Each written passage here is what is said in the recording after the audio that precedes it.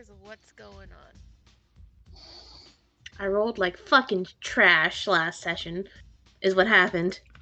I don't think that's what anybody remembers. That's what I remember. We went to skip one. And we had a cool flight sequence to get there, and then we had some nice character moments.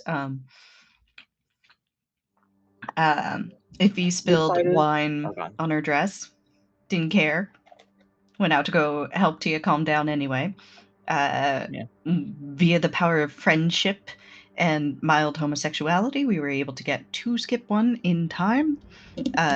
There were some details about the ship that we were trailing that I do not recall, but I believe that was most of what we did last time.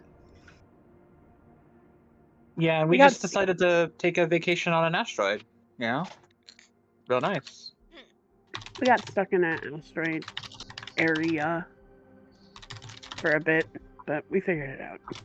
You had to get through the asteroid field that Skip One is in amongst, and saw that there are other either formerly inhabited or currently inhabited and manned asteroids in this area, but you also experience why it is such a good area for smugglers to just fuck off to, because it is dangerous and you have to know how to fly and be willing to put your life on the line to get to and from.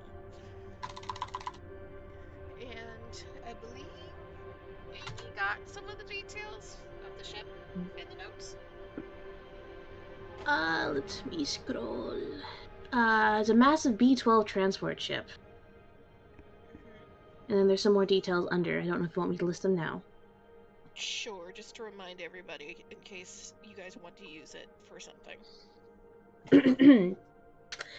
Massive B-12 transport ship, primarily designed to be crewed by a small crew of 2 to 3 people and have a maximum amount of space to carry cargo. However, it's been modified quite a bit. It has massive thrusters for long-haul flying, and it's clearly tailored for full circuits of the galaxy non-stop. There's some extra modules on the side of the ship, not sure what they are. I believe that Kana rolled later on while looking at the ship to see that they were things that were used for like fluid, liquids of some sort. Most likely originally designed for fuel. However, with our context, probably Bacta.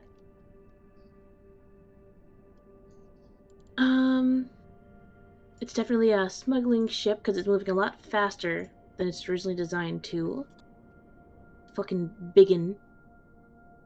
And I think that's the gist of what we were able to see while we were trailing behind. It's more or less what y'all got. Oh, wait. One of the extra modules are designed for life support. Means there's probably more people on the ship than it was meant to have.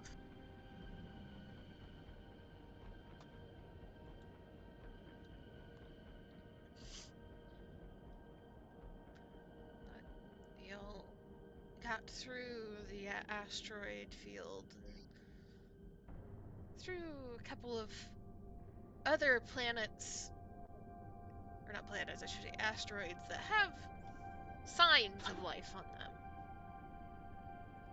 And you came upon something very similar to what you see on the screen in front of you. A massive asteroid that has been either intentionally or unintentionally partially hollowed out and chiseled away, and people have made the best of it by placing what you can very clearly see on the lower part as areas to dock and land ships. And you see some ships already coming and going, and above you see buildings poking out in various spots on the asteroid, and metal plating over what you can assume are craters and holes to kind of pressurize and make what you can only assume to be a almost ant bed of hulls and holes and interconnected parts in the asteroid itself livable. And this is not unheard of in the galaxy. And certainly, for most all of you, not the first time you've seen something like this. But Skip One is by far one of the largest of these types of ports that you have ever seen. Where you can only assume that they have made as much use out of the interior of the asteroid as possible, and certain sections of it almost seem to porcupine with growth of metal and steel as whoever is using it is rapidly outpacing the available space within. And I believe it was Iffy, Kane, and Tia that were in the cockpit seeing this first hand through the windshield of the Dawn. And I believe there was a request for a conversation before we dive much deeper.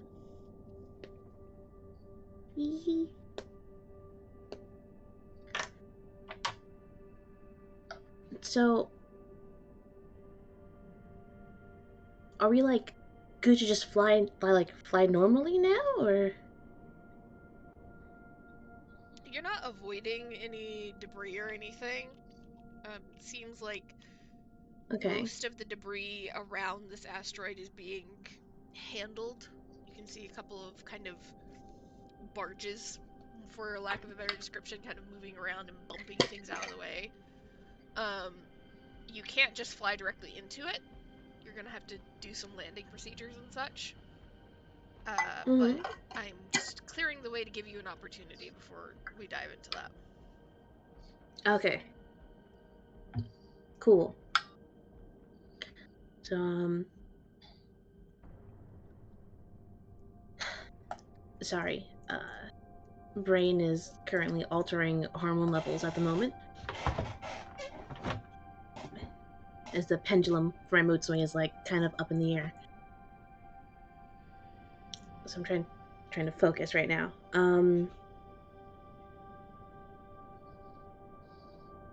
Okay. So it's Kane, Ippy, and Tia are in the cockpit, right? Cockpit, right? Yes. Yep. Okay, cool. I'm assuming Tia's in the pilot seat. If she's not, there's an issue there. But I feel like she's still really like tense, and she's calmed down a bit, but there's just this like bit of offness about her. She's not 100%. There's like sweat on her forehead, kind of just like keeping her hair like stuck to it a little bit. From she's a little shooketh, if that is one word to say it, as she's like taking a breath after getting out of the most dangerous part of the asteroid. And can I ask what the positioning is? Kane's in the what seat? Tia would be in the pilot's chair. He would be in the essentially the cockpit, or not the cockpit, the co-pilot chair, because that's how you guys So were right set next up to each last other. time. Okay. Yeah, Sailor? Sorry, he has opinions. I don't know if y'all heard that. I heard him go. Meow. Yeah, he does that all the time. Just want to double check that Joe is here, right? Yeah, I'm here. Okay, I haven't heard you in a hot. I'm just waiting for my cue, I guess. Yeah, sorry, I just haven't heard you in a minute, and I was like, I don't want to talk to space, But Tia, okay, jeez. Sorry, I don't know why he's so upset. Yeah. Her knuckles was kind of just like loosen the grip a little bit on the controls and just take like a breath. And she kind of like pulls them into like a slowly traveling towards, keeping an eye out to make sure, but this is like a little bit of a safe spot before the hard part begins again. But she lets a long and deep breath out before she kind of just like catches Kane out of the corner of her eye, kind of remembering that he's there for a second.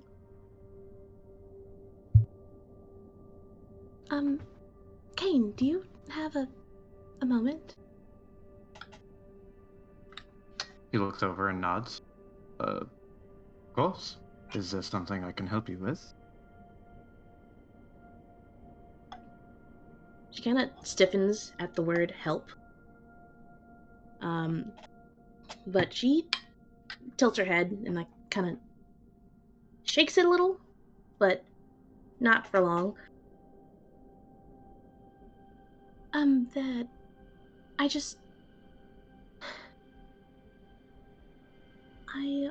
wanted to say thank you for the help earlier. He nods once, looking a little confused. Like he's of course he's going to help. He's on this ship and he has a vested interest in helping, but also like he just is a helpful kind of person. But he nods and says, "Yes, of course, naturally." She nods as well. And there's like a little furrow in her eyebrow. She kind of like takes a second to look at him.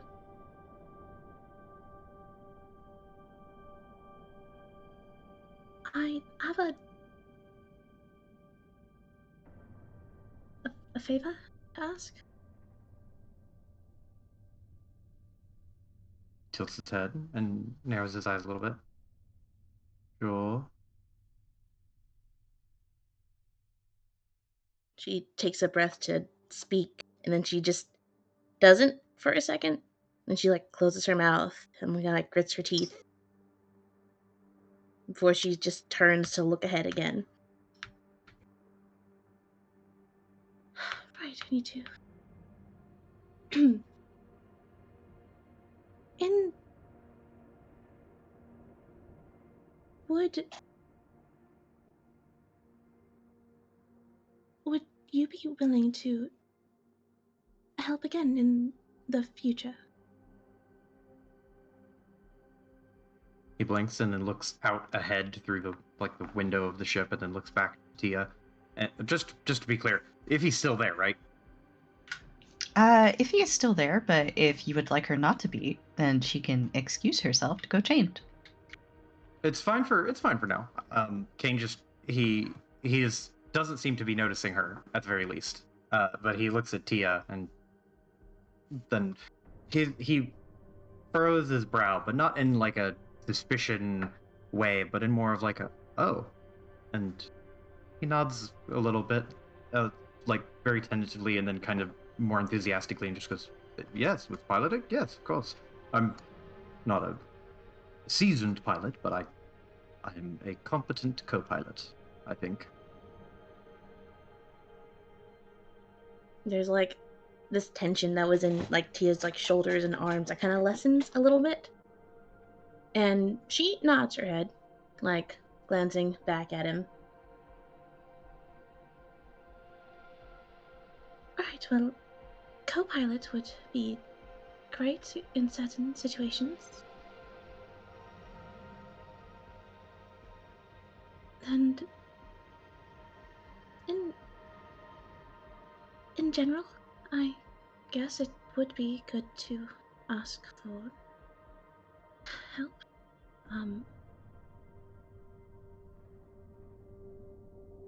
If you're willing, I would. A co-pilot would be nice to have. It's been a while since I've had one, really.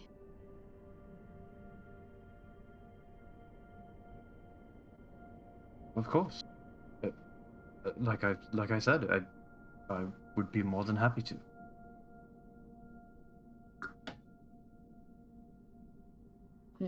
She nods.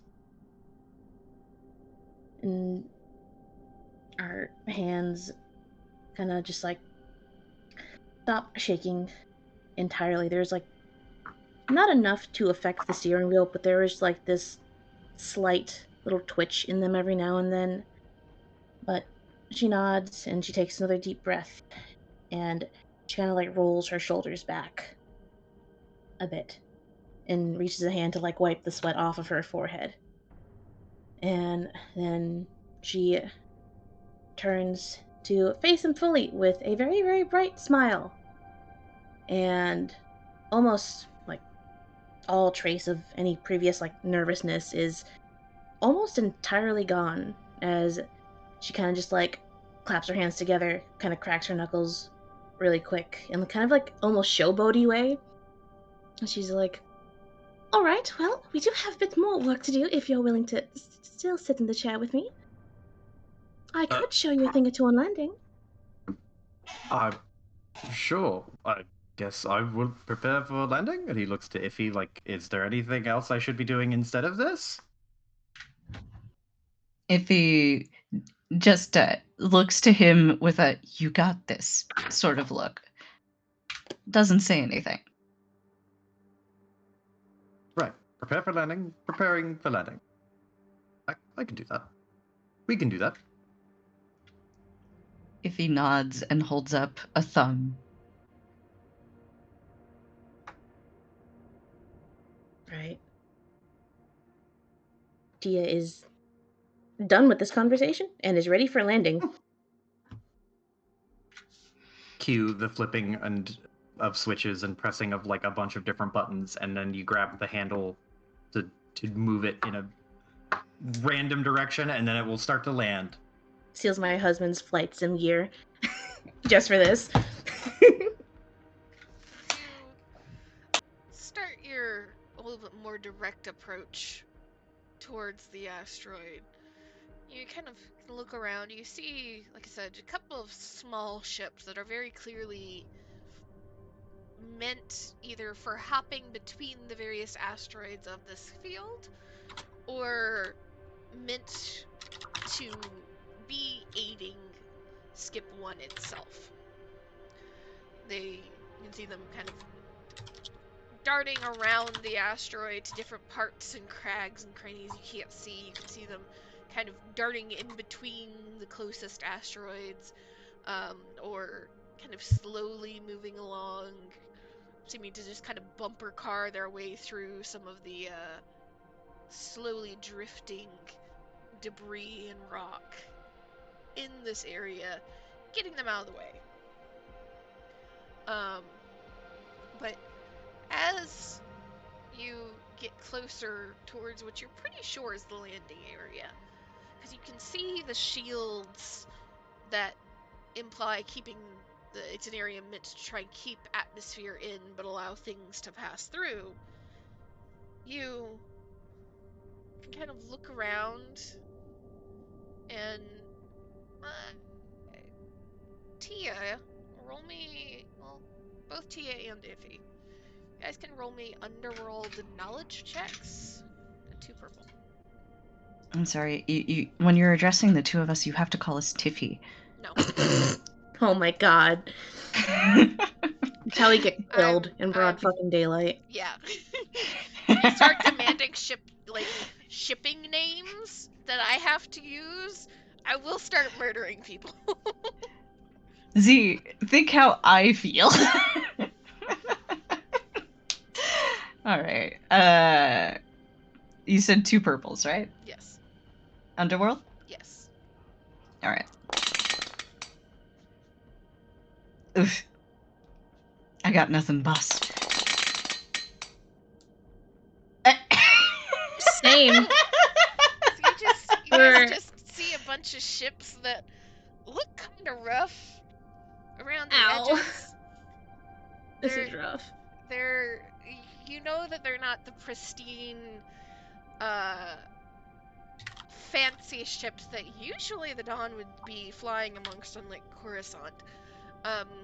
These are edge of the galaxy rough ships, mostly some combination of transporters or freighters. With a couple of random ones scattered in between that look a little out of place, but then again, your ship looks very out of place, so you can't comment on it too much. And as you get closer to Skip 1... Hold fast, DM. I have a request. What? Can we exchange two light side points for one of Tia and or Iffy to re-roll? We have 8. I mean, you can use one to re-roll. I don't care. You have enough of them. Can I try Underworld? Smile? You're not in the cockpit to see this stuff, unfortunately. Okay. All right. Amy, are you feeling lucky? No. Okay. I will do it then. I never feel lucky. Kane is in the cockpit, though. Could Kane also attempt? Yeah, Kane can also Okay. attempt. I just thought you were on a wormy run, so that's why I didn't request anything. All I right. sprinted downstairs when I heard the double failure. All right. Well, how's about I will pass a boost onto Kane with that failure with 2 advantage. I'll give you a leg up. Perfect. Can I also use 1 light side point to boost this? If you want. Oh my god, it's probably like something really fucking small. I listen, we got 8 points. If we're not getting into a fight, we better fucking use these goddamn points. You know what? Respectable. We're also going to be doing negotiating, aren't we? Potentially. We'll have 6. We'll have 6 left. We got plenty. Well, there's Triumph. Triumph! The boost was necessary. We failed, but we got a triumph. Don't triumphs count as success? They do, but there's a failure there, so it cancels out. Bruh. I'll let the Triumph kind of stand for this, because it's just a knowledge thing. And so you're getting information. You're not necessarily succeeding on an action. So there's a different weight there to me. So, Kane, as you're looking around, tell me, because Kane does have some experience with ships and flying and being in the underworld from his Padawan ship. Mm-hmm. How interested was Kane in ships as a young Padawan? Interested. Not give a shit about them. Interested not in the mechanics or the capabilities so much as identifying features. Like if a particular type of like in the same way that someone could identify a muscle car by certain features and shapes of a body, or you could identify a coupe or a sedan or an SUV. Like Kane, I imagine, can identify ships, something like that. So in his head, he associates like, oh, okay, the coupe body style of ship would be typically used by these types of people. Does he know, like, how particular ships are, or if it's like extremely customized? If he could still vaguely tell it's a coupe, maybe he's not super into ships, just enough to parse the differences so that if he needs to identify one as it is leaving, he's like, okay, it looks kind of like this. It's probably one of these. I don't know. I didn't get a good look at it. Okay. So, as you're kind of looking over the other coming and going ships, let me pull up this with that Triumph to make sure that I get the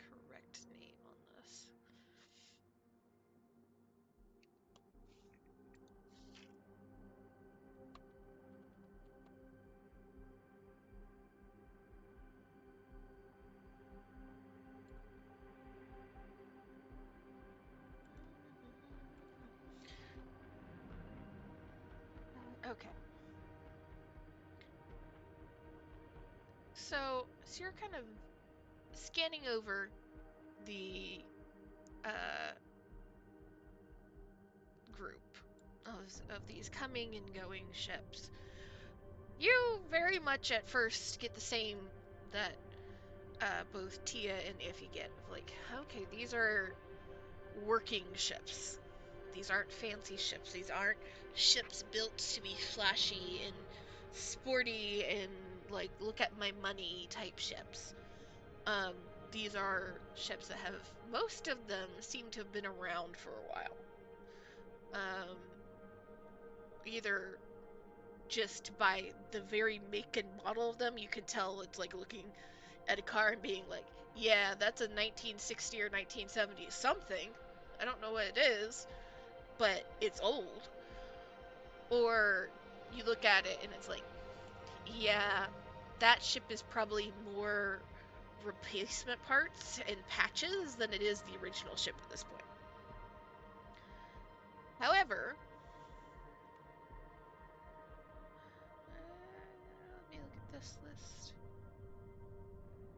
You do see, I'll give you 3 things of note here. And for one of them, roll me a d4.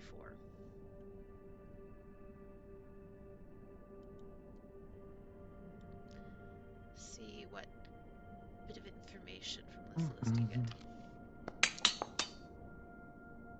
Dose. Okay. So as you're kind of glancing over these ships, you do see amongst them number 1, let's see here. Yes. A shuttle ship. So one that is meant more to house people and move people from place to place than necessarily transport freight or anything like that. Which there's a handful of them, but this one seems a little newer. Seems a little out of place as it is moving into the dock well ahead of all of you. It's just now landing as you are making your approach. And you would know that this is 100% some sort of shuttle created by Cygnus Spaceworks, which is a very staunchly Republic side manufacturer. So much so that it's odd to see Cygnus, during this point at the very least, outside of Core Worlds. So that jumps out to you first. Second,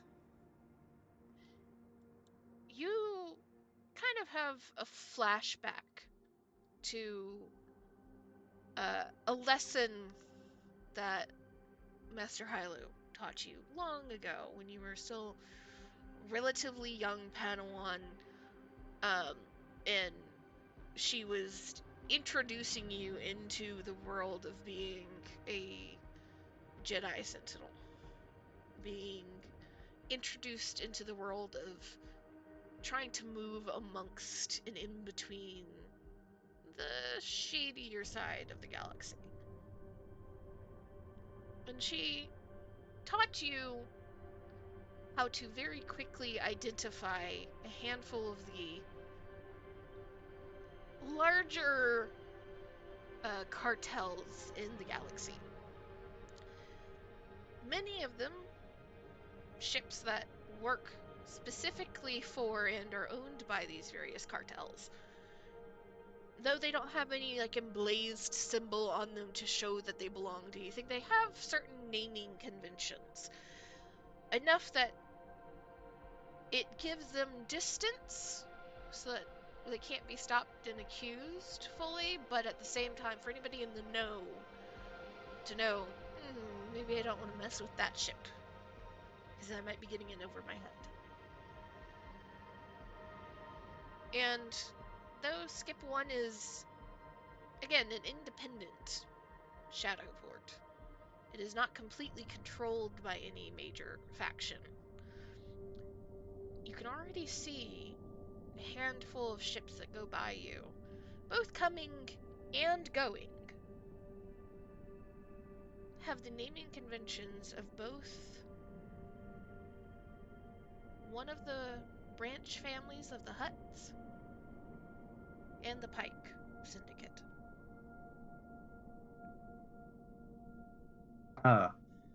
And just... Oh, sorry, go ahead. The last little bit of information you get for that too.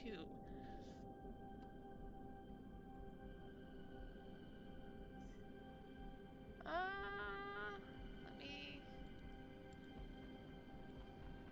You see a ship that seems to be not going into dock right now. You can't tell if they're waiting to go in or to leave or something. They're just kind of parked a little ways away from the docking bay. But they're just there, and you recognize that ship as a ship. Where the fuck did this go? Hold on. I've lost a thing that I actually needed, and I don't know where it went. That's me. There it is. You recognize this ship as one owned, and it's very small, but one owned by a male Ugnaught. Arguably scrap peddler, arguably information broker type that Hilo interacted with from time to time. By the name of Wez D'Andor. Wez being W-E-Z-Z for the note taker. He's a very unpleasant man. Extremely unpleasant, but his information was always good. And all things considered, came at a reasonable price, but always with a price. And you recognize his arguably trash heap of a ship to apparently suggest he is either has been on Skip 1 recently, is on Skip 1, or is waiting to go on to Skip 1. Okay. Is that everything? Yes. Okay. I hate to do this to you. I need a quick synopsis of everything again, because that was way more than I was expecting. So, quick recap. The Pike Syndicate and the Hutts are both here. Yes. At least ships of both of them are here. Yes. Presumably carrying important people, not just goods. Yes. Okay. Well, maybe carrying important people. You didn't get anything other than just the presence. Okay. So just the presence of there are people here, not just like cargo labeled Hutt and Pike Syndicate. Yeah, you would know that there are definitely people that are not just like for a single mission being hired by the Hutt or the Pike.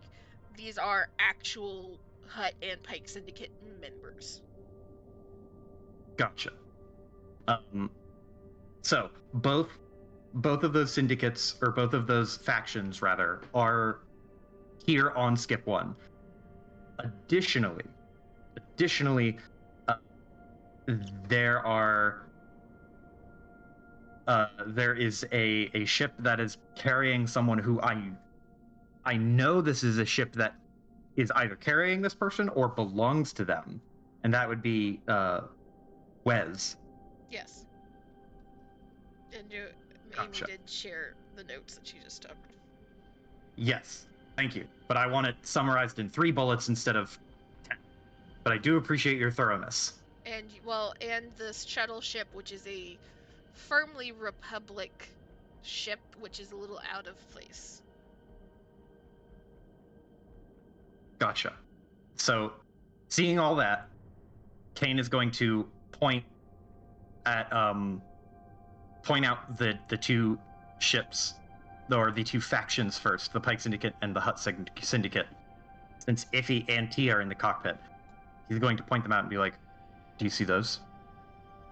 The Huts, the Pike Syndicate?" And he's going to very carefully watch Tia's reaction as he mentions those.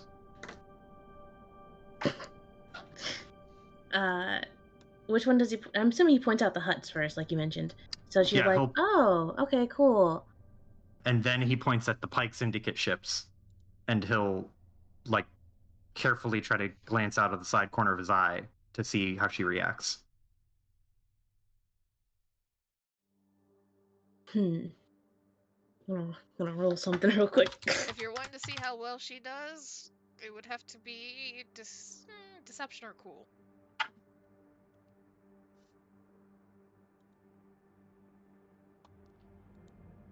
If you're just wanting to roll a d20, that's different, but to see how well she actually performs, keeping her shit together, it would be one of those 2.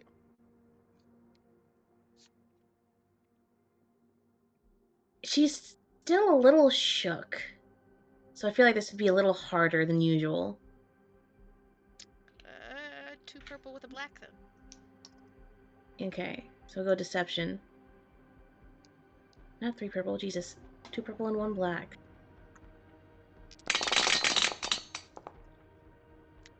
Not great at all. Not great. She failure and a threat. So she's like, I imagine she has the kind of reaction to the huts of like when you're at a zoo and you point out an animal in an enclosure. They didn't realize. It's like, oh, cool. Okay, I didn't see that one. And you point at the pike, and her eyes kind of like widen a little bit, and her knuckles kind of get a little more weight as she clutches the control a little tighter.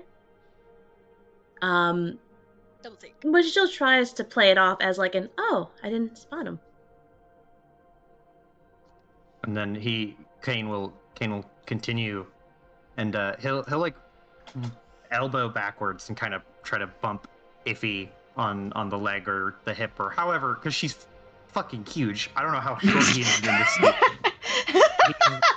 He's going to elbow her in probably her hip or thigh, and he'll like point at Wes's ship, Wes D'Andor, and he will say like, and there I may have mentioned him in the past, distant past at this point, but that ship belongs to Wes D'Andor, if you remember from the times that I've mentioned him before.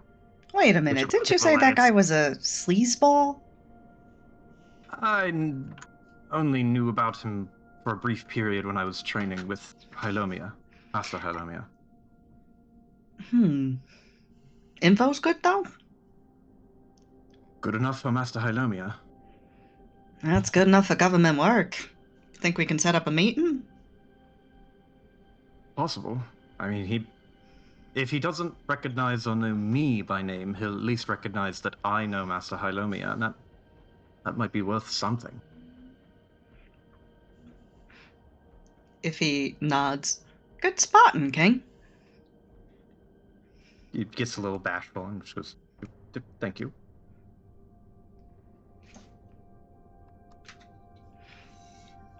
If he looks between the 2 of them and thinks for a moment, then goes, right, well, they're gonna be calling for the transponder codes soon. I'm gonna go get changed. I'll be back before they do. If they do call, just patch them through to my line, yeah? Right. And landing procedures, still have to do that. And he'll start flipping switches and pressing buttons, doing his due diligence as co-pilot. He is quiet, but she gives a little two-finger salute to Iphion, like, yep, we'll patch them through to you for transponder codes. As Iffy starts to leave, she waits for a second while Tia's looking at her, but Kane is looking away to flash wink return finger guns. Tia just lets out a snort and turns back to make sure Kane does not flip the wrong switches. But I imagine she starts explaining landing procedures. But the smile gets a little more genuine as she turns back.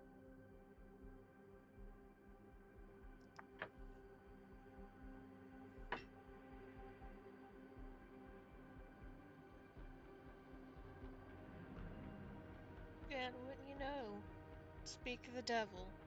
As if he leaves and you guys get closer and closer and kind of instinctively fall into what you assume to be a line that is slowly trudging its way towards the docking area. There is a click in the radio as somebody clicks in, and then there is static for a second. It clicks off and it clicks back in.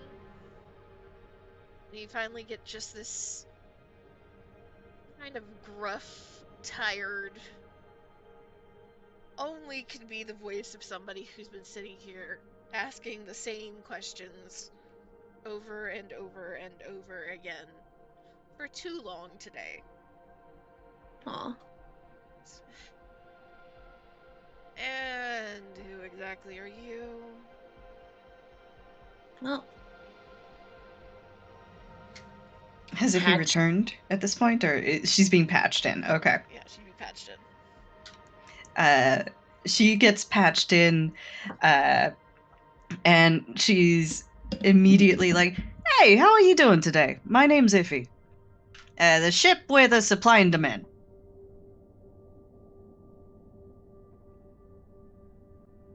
And what's your business here? Does anybody ever actually give you a straight answer when you ask that?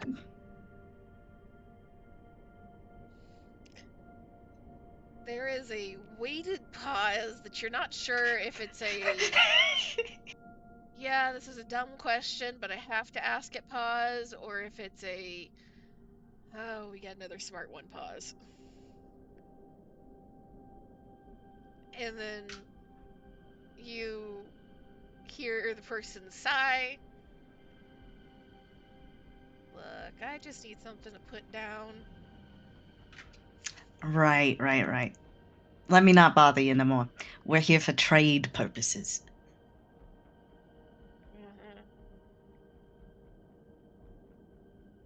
Not anybody in particular that we can just send your way rather than you coming on board?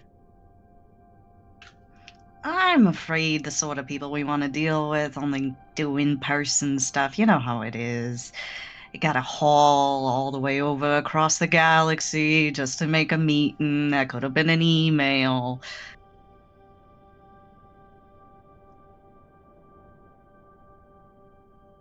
There is a little bit of a you can just get like the barest sound of kind of a either a huff or a sigh, you're not quite sure which, across the radio. And you wait as the static continues. They seem to be doing something. All right then. Number of people coming on? What is it, 5? Think so? 5? 5? 5. We got 5. And anyone else that we need to be worrying about needing atmosphere? No, we all breathe regular air over here.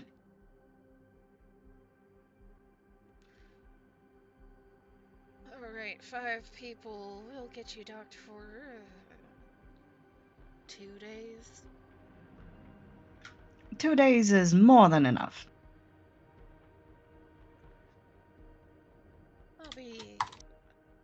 300 credit docking fee.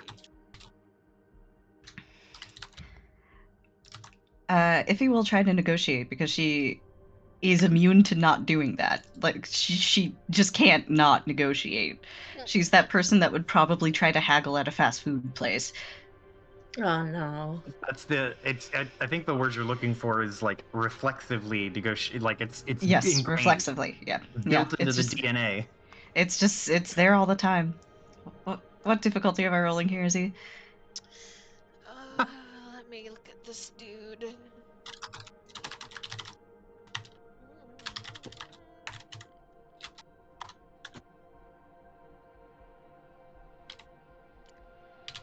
He's actually surprisingly good.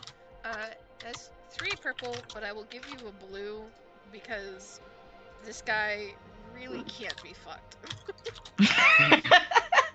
We've all been there. We've all been there. Dude, I feel that though, on a spiritual level. Alright. 3 successes, 1 advantage. Iffy smiles as she's talking into the mic because she knows that even though he can't hear it, it's important that it's there. And she's like, look, buddy, I know you've been doing this all day. You're probably exhausted. But between you and me, ain't that docking fee a little high when we compare it to some of the docking fees at the other skips I've been to? I mean, they're not paying you enough to haggle with me over this, so could you do anything lower for me, please? Your pal, Iffy?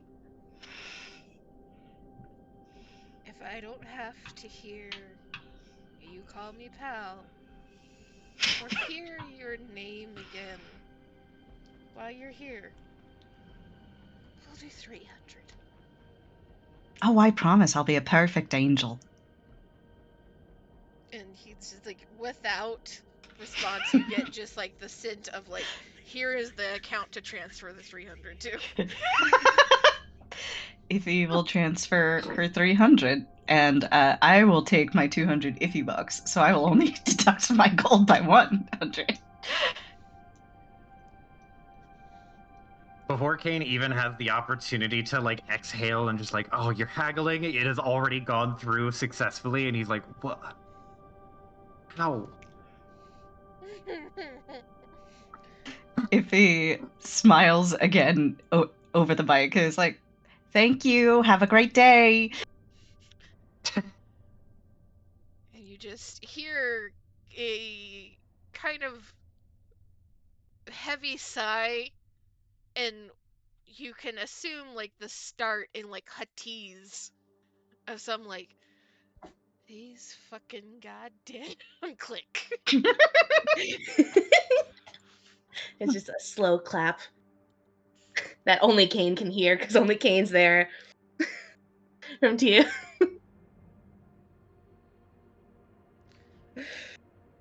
But you are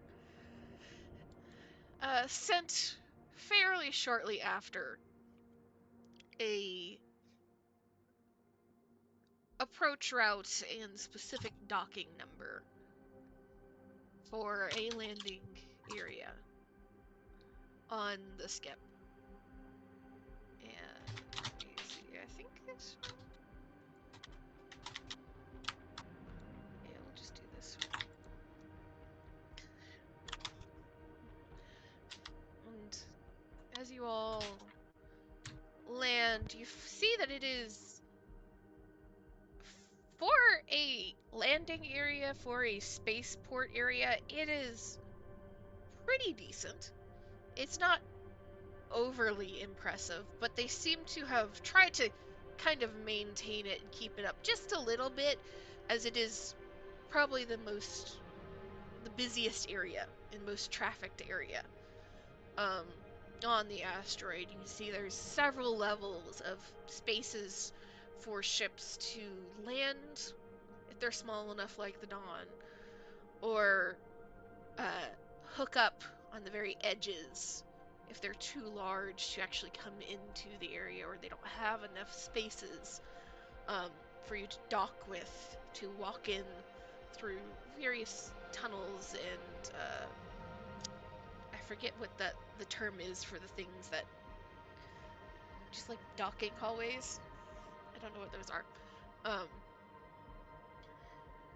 But you manage to find the area that you're asked to land, and you see, though the landing area in the actual spaceport section is kind of dirty and grungy but well maintained, you can already see past it and deeper into the asteroid where things have begun to get carved out for buildings and business and storage and everything else.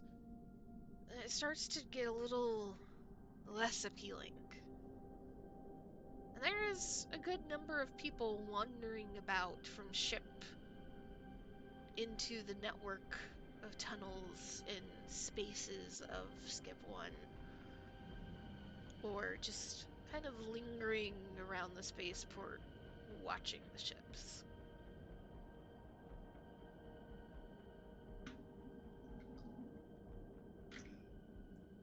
So I imagine everybody is gathering in the either drawing room or the cockpit, or are we like preparing to like deplane here? Yeah, I imagine disembarking. Right?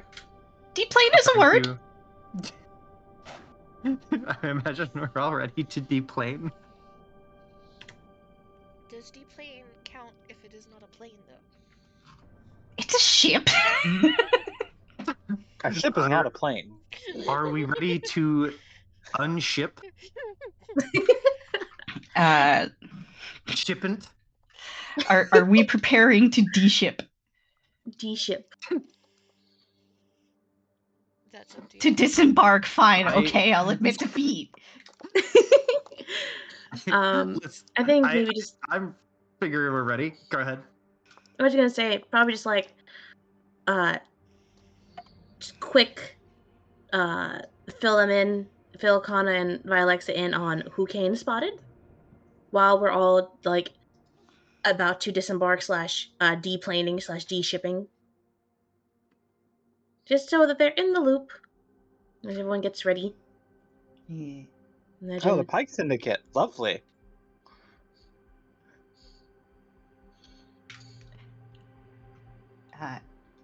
Iffy is going to rejoin everybody in a new outfit. Of course. That I'm very excited about it. What is it? The outfit? It's the outfit, Joe. Oh. Iffy is coming downstairs in a black leather jacket, black shorts, a pink like crop top, and very tall boots. With her hair done up, she looks absolutely nothing like herself, and the clothes don't quite fit the way that she usually gets her clothing to fit, and she's very particular about that. So it's weird that it doesn't quite fit. But she comes downstairs very casually. Lana was commenting to Vilexa about the Pike Syndicates, like, well, we've already dealt with the hut, so why not? And then she turns and sees Iffy and just kind of puts a hand to her forehead, shaking her head.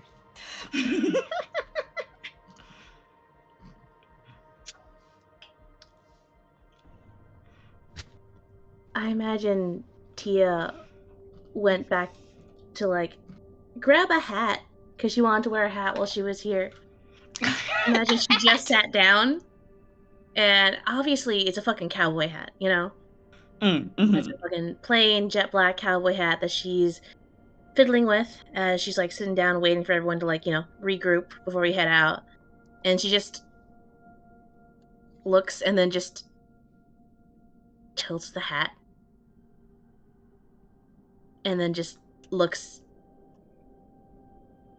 She turns to look at Kana. Just like, no, I'm just gonna turn the other direction, actually.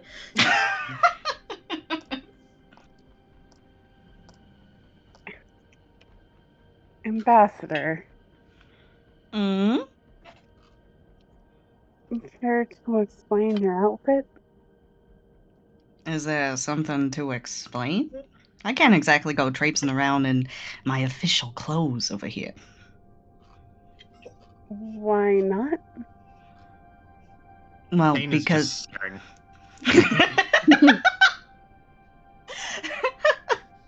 Well, because I got a very distinctive figure. How many other 6-foot-tall women do you know who wear nothing but white? And who are as pretty as I am? You added a lot of conditions onto that.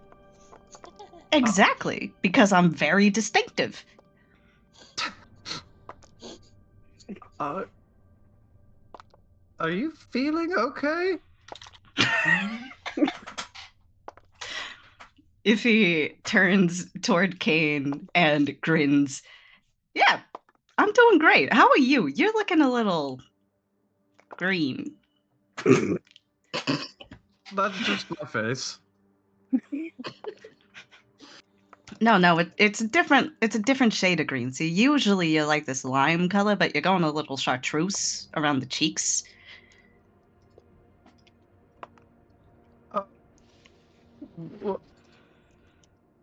He rubs his face for a second, like really hard, using both hands to rub his eyes and his cheeks and his forehead.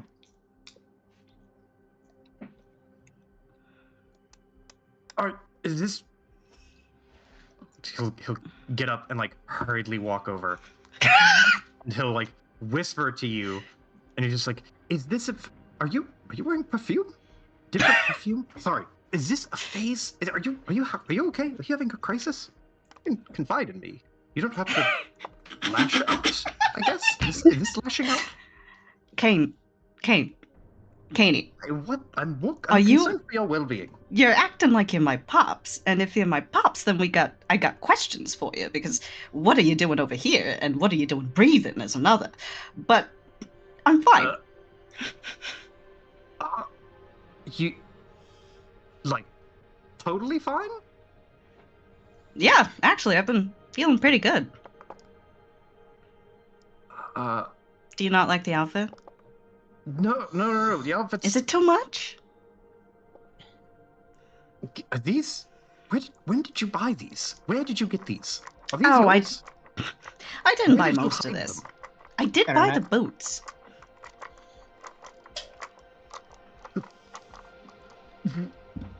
I think what Kane is trying to say is you don't need to change your outfit so drastically.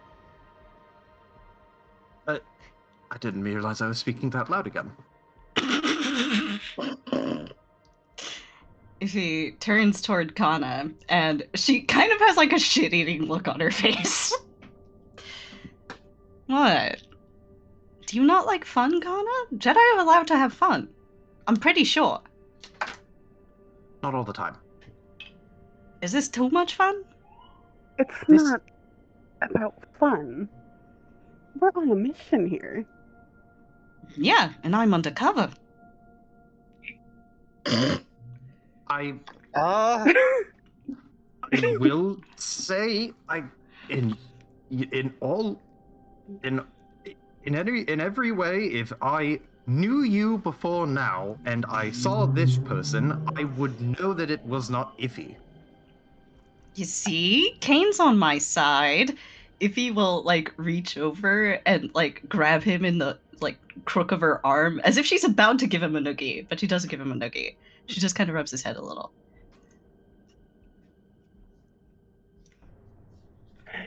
If this is what you think you need to do, then who am I to stop you?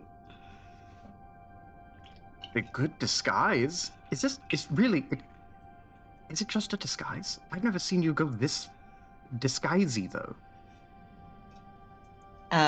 Iffy will just grin. I felt like having a little fun with it. What do you think, Tanala? Do you think I look shady enough? Tia's mouth opens. Fucking 100%. audacity. 100%, I imagine Tia's reaction to be exactly what you did. And it did Amy of just like inhale widely and just hold the breath in your mouth, just like, I imagine it's pretty much, she was just like, minding her own fucking business, you know? She just fucking looks, just like, essentially that reaction. There's just like a little like quirk of the eyebrow. It's like, well, of course you look great in them. Those are very good clothing. And, well, it is good style. The person who owns them, I'm sure they took great care into them and picking a good outfit for that. Yeah, really captures that sort of thrown together slapdash look you might expect from a roguish type, don't it? Hey, do you have a spare holster I can borrow? If. He fucking stands up. Seriously? If he just smiles, bats eyes, I don't know what you're talking about. What do you mean, seriously? I need a holster. Mine won't work with this unless you want to see it. Just the positioning. It wouldn't work. I'm surprised you didn't grab a spare holster while you were going through my bag.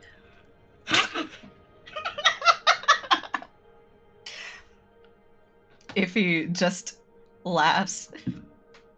Going through your bag. Would I do that? Would I go through your bag, Tanala? We aren't even the same size.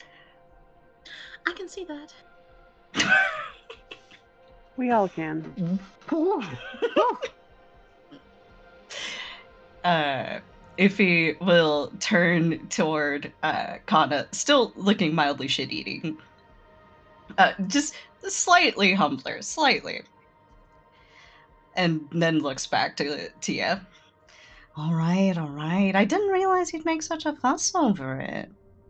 How's about this? I'll offer you proper compensation for the requisition of your goods as per, what is it?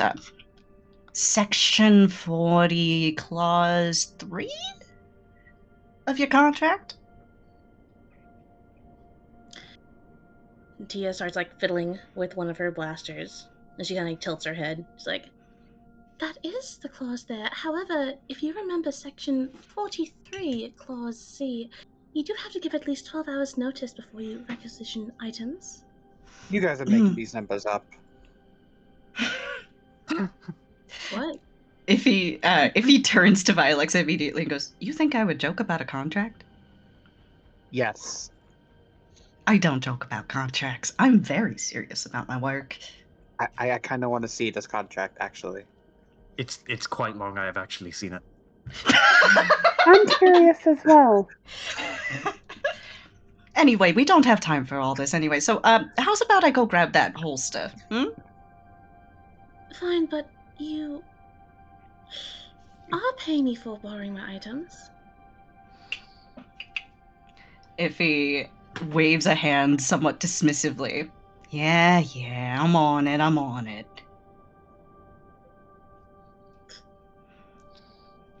As she fucking leaves, he just like gestures a hand. It's fucking unbelievable. Is the fucking gesture. As she just fucking tilts her hat some more. She's fiddling with it, making sure it's getting her hair right.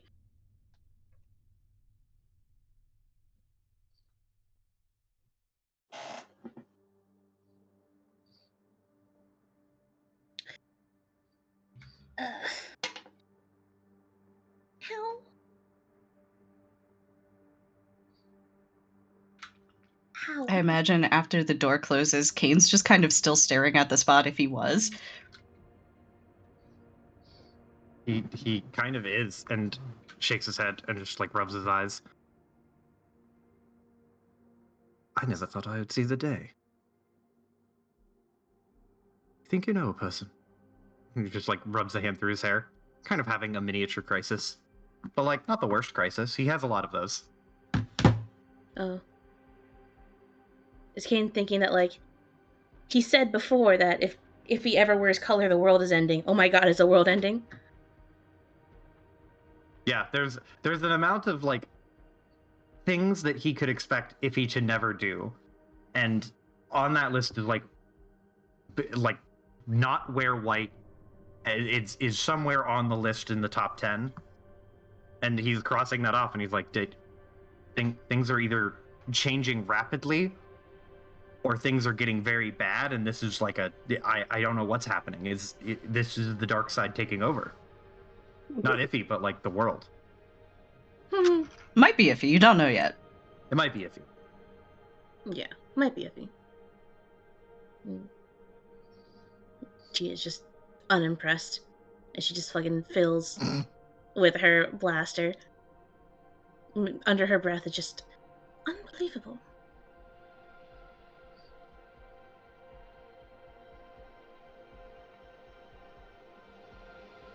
Anyway, once Iffy returns, Tia's gonna pose the question that I feel like all of us have been dreading. So, what exactly is the plan here?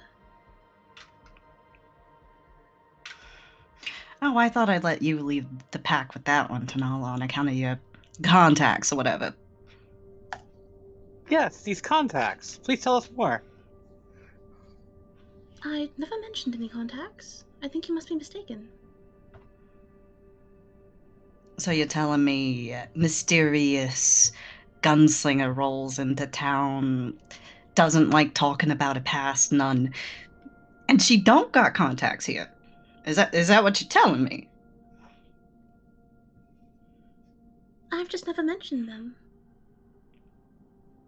Wasn't part of this mission based on having some sort of inn? It depends on a lot of things, really. Though I feel like a stronger and more reliable contact would be the one Kane saw earlier. And we could use anyone I could know as a backup. Kane, the protest dies in his mouth. Yeah. Connie? No offense to Kane here, but you have been at this more recently than he has. So I feel like your contacts may be a bit more reliable. I mean, we could do both, obvious. That's a smart move, but I don't think we should close off, any potential opportunities. Right, and you are absolutely right. I am probably more reliable. But Excuse me while I roll chaos.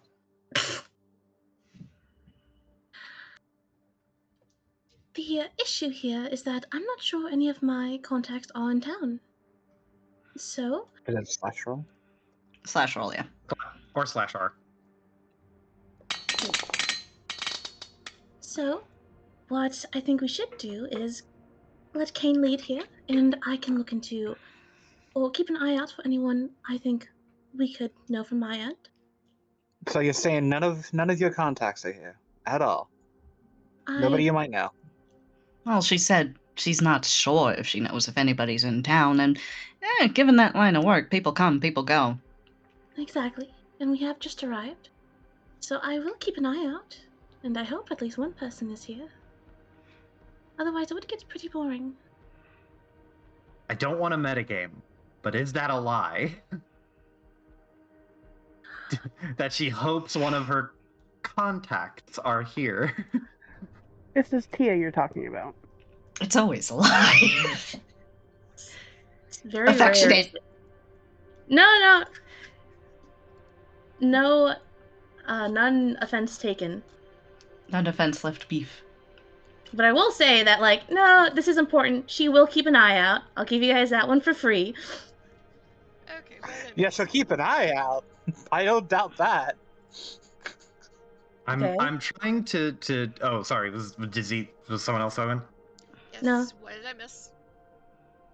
Oh, look. Z. The bluff checks of the century. I'm sweating. I'm fucking sweating over here. Or a bluff check. The bluff check 5K.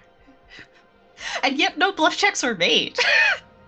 I want Kane is very sus of Tia, but I don't want to wildly start rolling any sort of detective check of like, hold on, something's off. Well, you do know what Vi told you.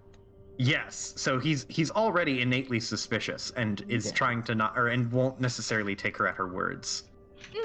And I I'm feel debating like on if I should talk to Kana, because it sounds like she might know, but not know enough. So like, I want to talk to her about it. yeah, I would say that Tia has also been super fucking sus around Kane. So I would not hold it against you for him wanting to. Yes, thank you for telling Z, because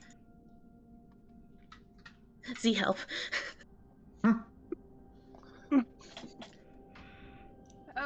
so that's a lot. Huh. Yeah. Let me try to go through. So, Kane, are you wanting to actually roll something? Or are you just being descriptive? I'm a little bit being a little bit descriptive, but also wondering if any rolls need to happen. That would be by your adjudication. You and Amy partially. On how much is Kane trying to read Tia, and how much is Tia trying to put on a facade about the discussion that is going on. Okay. So how deep are you delving in here? He's already tried to do the one like quiz her and catch her with the pointing out the Pike Syndicate ships. So her in regards to like, yeah, hopefully any some of my contacts are here. I'll keep an eye out. Like those two statements in particular, he is like, are you going to keep an eye out because you hope they're here, or are you keeping an eye out so that you can hide? Okay. If you, oh, sorry. I would say if you're wanting to try and kind of, I'm assuming essentially insight, right? Something to that effect, because part of me feels like I don't want to just be constantly suspicious of your character, Amy. Dude, I want my to have character. like a good cause for it. Here's the thing, Joe. For specifically your character, my character has been on purpose so fucking sus. I don't blame you in the slightest. Yeah, I think you're probably good for it if you want to. That's fair. Yeah, no, you're perfectly fine to roll. It's like, from Kane's perspective, dude, so, you're fine to roll. What that'll be a contested check here. So it will be because of how it's being described, vigilance on Kane's behalf, and Kane would be the one rolling it. Versus Tia's deception. So what's your deception, Tia? 2 yellow, 1 green. But she's not entirely lying. 2 red, 1 purple.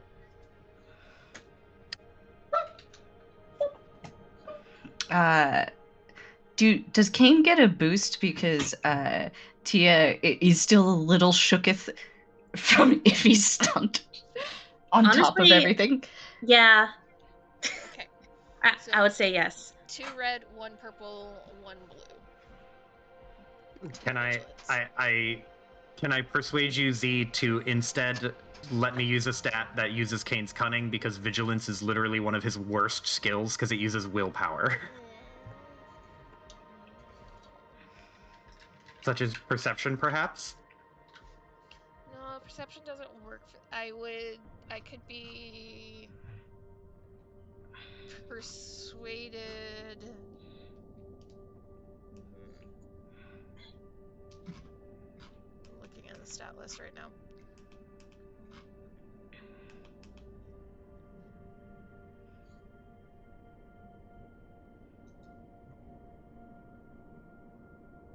I would be persuaded to streetwise, perhaps, if you're wanting a cunning skill. I would be totally fine with streetwise. And it's a blue versus 2 red and a purple. Yes. And you get a boost. Yes. From Iffy's slattern behavior. Fucking stunt. Failures. Two The dice advantages, rolls though. She's They have still not sus. been. She's still sus. Kane just can't. He's kind of riding on exactly the same sort of feeling of like general distrust, where Yep. he's like, I can't fucking catch you in. I can't catch you red-handed in something that I think is like overtly suspicious, but he's gonna keep an eye on you. No, I imagine Mentally doing that thing where he points at his eyes and then points at your eyes. Mentally. I imagine Tia is pretty much her fucking new art, by the way. Haha, first session. Of just like, smile, wink, little 2-finger salute, you know, as she finishes off her statement of like, no, she is going to keep an eye out for her contacts, but that's going to take time. And who knows if they're even here. So we'll go with Kane's first, because that'll save us time. We have that shit going on. Mhm. Vilexa was debating on trying to tell Kana something? I kind of want to see what Kana thinks she knows about Tia at this point, because it sounded like she did know, but that she also didn't, so I want to question her about that. That's gonna be on you managing to pull Kana aside with that description. Hey, Kana, come here. And then there was debating between going to Kane's contact or having Tia dig people up. Yeah, that's an in character back and forth, because Kane doesn't know exactly what his contact would or would not know, and Tia also doesn't know if there's anybody on Skip Fucking One here. currently. Yeah. It would take time to, I guess, track down either, but it'd be easier because Train has a person in mind than Tia's like, okay, have you seen one of like fucking 15 people?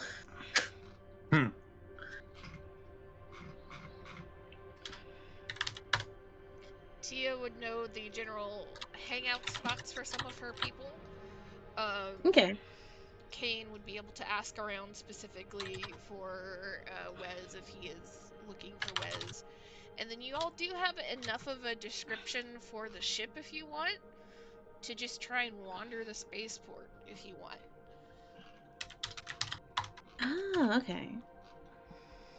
You don't So have we like a specific name or anything, so you may or may not like come across something as like, I don't know if this is the one or this is the right one or not, but it's close. But you guys can try to narrow down by just laying eyes on as well. So what we could do is we could start. You said try and track down the B12, right? Is that what you're saying? Yeah. Okay, so we could try to do that, and while we're like walking and shit, make our way over to the more hangout spots to both try to track down Wes and or any of Tia's peoples. You can try. There'll be a couple of places that somebody that is kind of freshly on or off their ships might hang out, but we're talking about like a standard kind of city. The spaceport, it's kind of like wandering around the parking lot and hoping that one of the 2 or 3 stores that are connected to the parking lot would have people in it versus going into town. Okay. So I'm good for either tracking down the ship or making our way towards the hubs. Yeah, we can start with tracking the ship, and then if that doesn't pan out, we can head to Kane's person. And Tia can keep an eye open the whole time. For ear to the ground. Or, you know, we could split the party, you know. We're not splitting the party. We're not splitting the party. That was a joke. That was a joke. Okay, so let's do that then. Let's look at the ships, see if we can get a lead that way, and then depending on how that goes, we can proceed either to Kane's thing, or if we see Tia's people, we can do. Eh? Oh. So sorry. Give me a second. Oh, hi, Cuddy. If we see Tia's people, we can either run from them or run to them. And if we get good, intel from looking around, then we can also pursue that. But I think that's a good first step for us. Check the parking Agreed. lot. Go to Hub. See who we spot first. Yeah. Okay. So, you all exit the dawn as a group, and you all immediately can feel the kind of like questions that are being silently asked by the people that are kind of on this end of the spaceport, as they are kind of taking in this essentially luxury space yacht that has been landed on a Shadowport Smuggler holdout. And just kind of looking between the ship to the people that are slowly piling off the ship and back again. And you can almost feel the gossip start, even though you can't hear anything. We know that Iffy is going, in quotation marks, undercover here. I feel like you're not taking her disguise seriously. Something's giving me that feeling, Z, and I take umbrage with it. It's not like she bought designer clothes. She just fucking jacked Tia's clothes. That's genuine scoundrel. Exactly. This Right is genuine there. scandal drip right here. Scandal drip? Scoundrel. Yes. Scoundrel. I'm sorry. Nope, that's the correct thing now. Scandal drip. It did cause a stir. She did cause a stir. How are Imagine the y'all fucking trying to kind of portray yourselves as you are filing in through the port itself?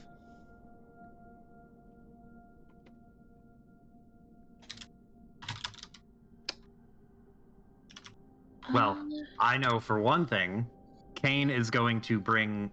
He's keeping the lightsaber on him, and he is going to keep it tucked on his belt so that it is mostly out of view. And he is going to take the reek blade and cinch it to some hook or strap of some kind so it rests over his back.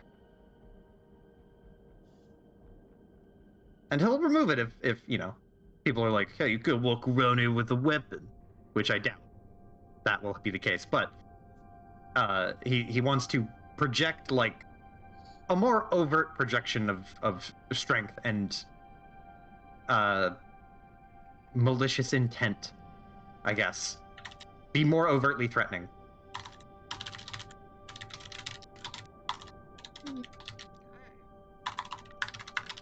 And I mean, Tia is portraying herself as Tia Tanala, gunslinger, scoundrel, gunslinger, second the time, extraordinaire.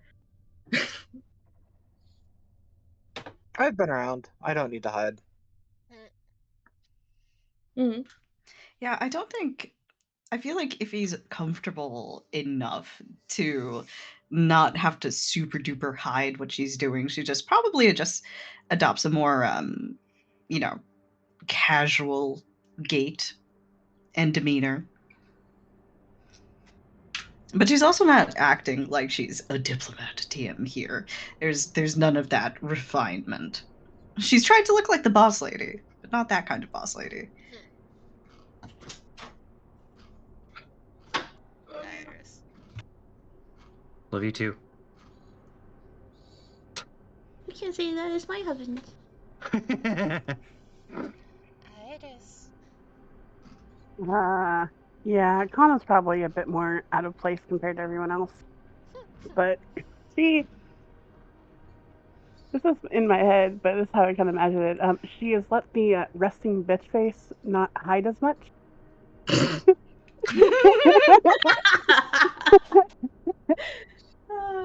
That's one way to do it. Resting bitch face and proud. Damn, who pissed in that Jedi Cheerios? She probably has like a longer coat on, kind of more hiding, not hiding, but obscuring her outfit a bit more, keeping her lightsaber at her waist, but again under the coat. She's definitely looking around a lot more. She's not trying to be suspicious, but compared to everyone else, she's not as comfortable here. But if anyone were to look at her too long, it's kind of she just look at them with the resting bitch face and just give that attitude that you kind of get when you don't know someone and you see them with resting bitch face. So yeah, she's more keeping her eyes on everything around though. So if Iffy is trying to portray themselves as boss lady, is Iffy at the front of the pack, or are they letting Kane be the front of the pack here? Let's let Kane be the front of the pack. He deserves it. Oh, no. So Tia would probably be right behind him then, because she's also looking for peoples. as you all kind of start walking through the shadow port, or not shadow port, the spaceport part of the shadow port, you start kind of looking at the various other ships here, trying to see if any of them click in your mind. Tia is also looking for things. Tia, roll me a d20.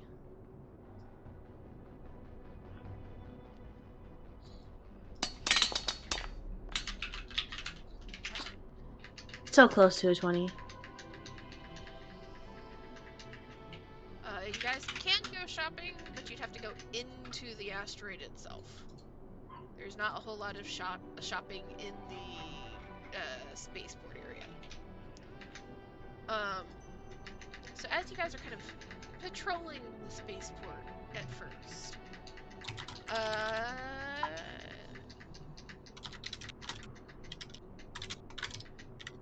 you all can either do me a perception or Deal. a space piloting at 3 purple and 1 blue, because you did get a decent look. Kane, like, perception, yes, please. Exactly. Space piloting? Say less. Fuck. Let's see. You got 3 advantages. Too distracted by Iffy. I'm sorry for the setbacks you're gonna be taking. Fucking Iffy. Why? Could've just warned the girl. Could've just fucking warned her. Iffy is transcendentally smug today. Iffy is existing to be a problem. Yep. Mhm. Could I use those? Could I use those advantages? Yeah, you can use the advantages to give the next person to roll a blue if you want. That's the I would very like next to do person so. roll. All right. What is this? Perception or piloting? Yeah, space piloting. I'll take perception of those, and I will take 1 boost. Yes. So you'd end up with 2 boosts, right? 2. Oh Yeah, wait. you get 2 blue. 2 Yeah. Kane blue. did All right. not roll with 2 blue like he was supposed to. I was too excited. Yes. That's fine. I've got 4 advantages. It's too smug. Down Iffy the is line. too smug. 1 blue down the line. 1 blue down the line. Can I not give 2 blues, Z? Not this time. Okay.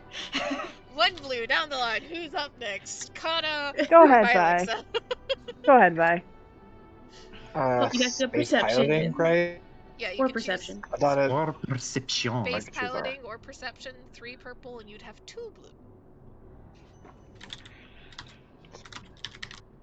2 blue and 3 purple. Eh.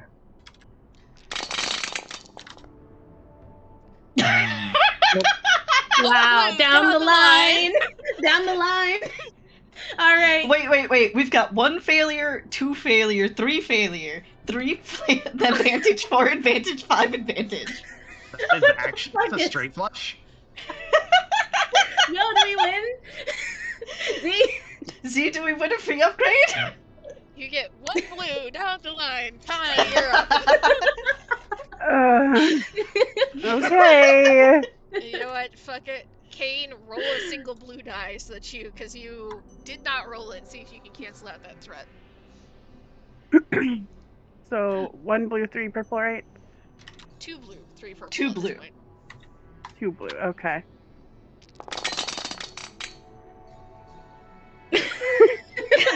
I don't know what y'all expected. Roll the fucking blue, Kane. I just wanted to let Kana get her failure out of the way so I could roll my 1 success. 2 advantage. That's fine. That does Cancels that it does out. cancel out the threat. 1 success, 1 advantage. That's gonna be Perfect. 1 success, 1 advantage. Let's fucking go. Okay. What are the fucking odds of that shit? What the hell are y'all on tonight, man? So, as you all are making your way through the spaceport, kind of taking in the surrounding people that are coming and going, very clearly, though, you are getting kind of curious glances every now and then.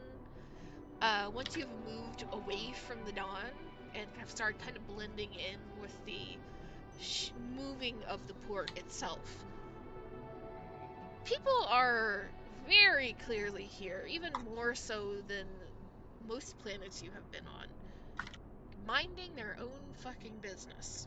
They glance your direction as soon as they have clocked and said, okay, I have seen these faces, so I will recognize them if I need to remember them. They, eyes ahead, continue moving. And they all seem to be perfectly happy for all of you to do the exact same. Though you can hear from a couple of the kind of airport style counter service, like little bars and little food stalls that have been built close to this spaceport. Hear some chattering and some various music. Some of these seem to be playing like the Republic's top 40. Some are these very strange kind of techno grunge. It sounds more like the banging of steel drums together than music. Just this very eclectic atmosphere of different sounds pouring from these various stalls.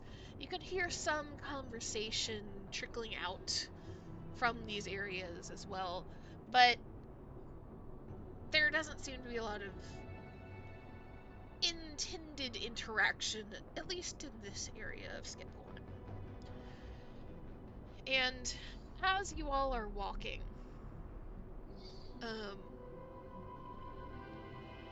Kane, with a success and an advantage, you are able to, over the course of about 20-ish minutes of wandering through the spaceport, at least the areas that you are able to actually see landed planes. This is not including areas that they may have just docked to the side of the asteroid, but in the spaceport itself, you see 4 separate ships that all kind of vaguely fit the description of this B-12.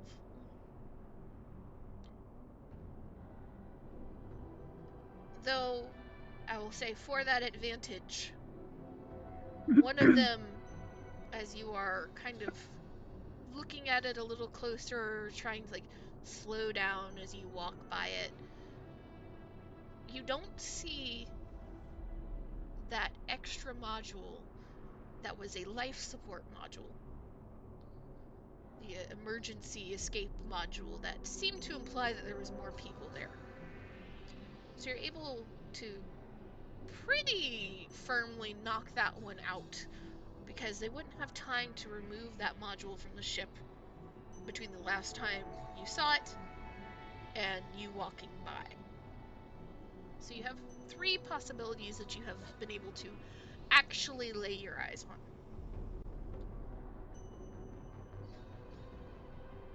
And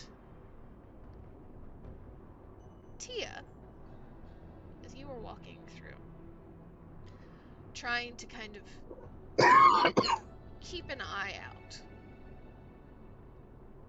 with that d20 you rolled earlier, you can kind of back up Kane when he leans back to the group and points out various ships as you walk by, and like, yeah, that one kind of looks like it. So you kind of confirm what he is seeing. But more interestingly to you, you see on the very edge of this spaceport, almost far enough out that you didn't even think to look there, because you know the B-12 is not going to be able to land in those smaller sections.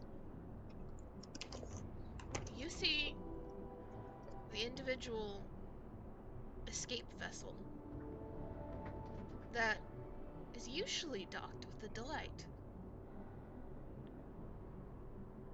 and only on occasion sent out when somebody from the Delight wants to go do something on their own for a little bit. Huh. Okay.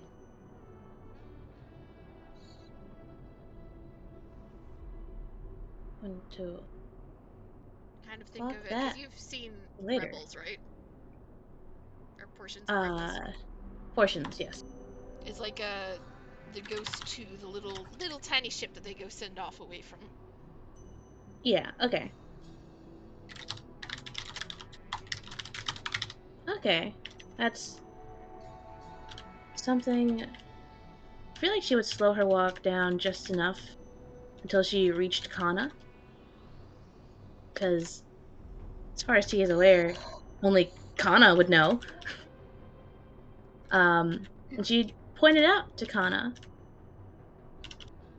It's like, nod her head in that direction. Maybe bump Kana's elbow a bit.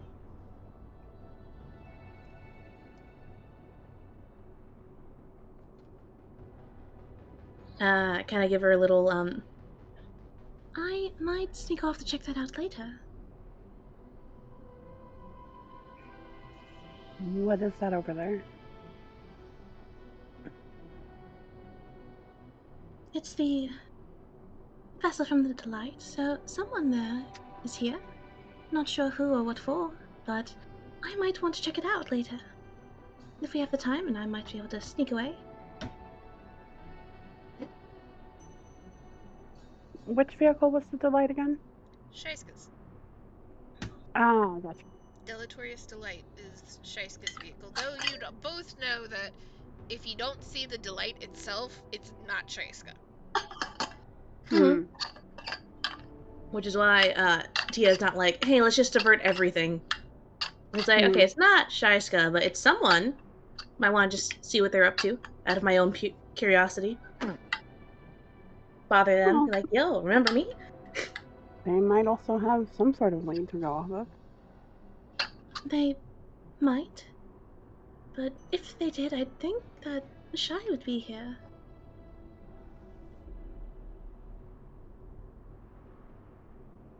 You're saying the rest of her can't know things? They can't, but I figured Shai's would want to do something. This. What's the word for it? Big? There's a lot of money in it, so I would think she'd want to be involved. Hmm. Either way, I'm going to go and pester whoever that is. It's been a while.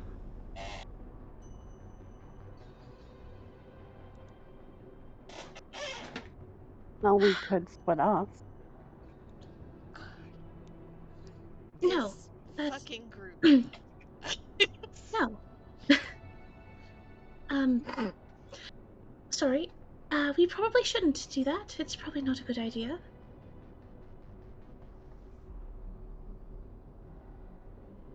You say so. I just figured covering more ground would be good.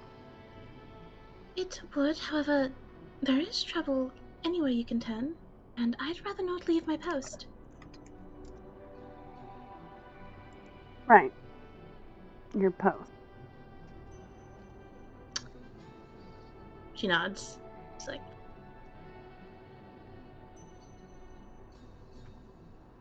Sure. After the stunt from earlier, I hope you know what you've signed up for. Tia's gonna speed up. Go back to right behind Kane. She's done her mission. Informed Kana of her possible plan to sneak off later. It's like, no, we're busy. We're working. We're working right now. Not talking about that. Huh. Fucking hops into step right behind Kane like nothing ever fucking happened.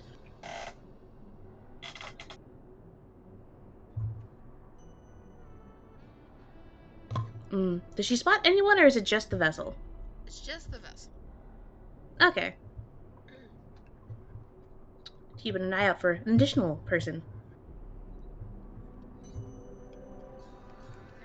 As you all finish your kind of circuit and tour of the spaceport, I'm assuming that's the point when all of you would start trying to make your way into the twists and turns of Skip 1 itself. Yes? Close up. Sounds good to me.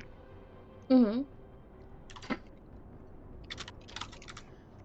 So, as you kind of move from the spaceport to the hangar bay, which I will say, you've narrowed it down to 3 possible B-12s that you can see. There was a total of about between 45 and 50 transports altogether. Or I should say transports, but ships that have been docked properly, landed in the landing bay. And you would assume from what you've seen, there's probably another dozen or so that are not in the landing bay, that have been docked to the sides of the asteroid.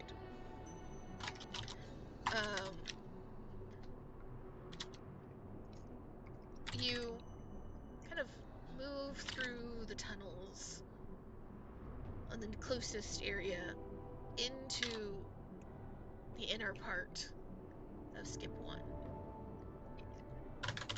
And you pass by 2, 3 little snacky food, quick food, counter service type joints.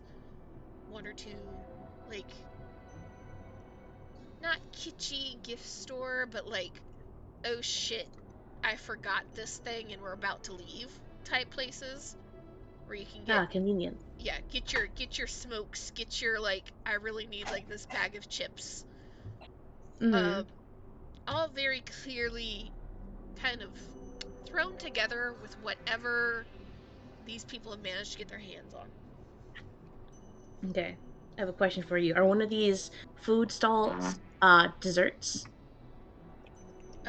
Not dessert specifically, but you could imagine Like sweet. there would be a sweet offering at a couple of these places.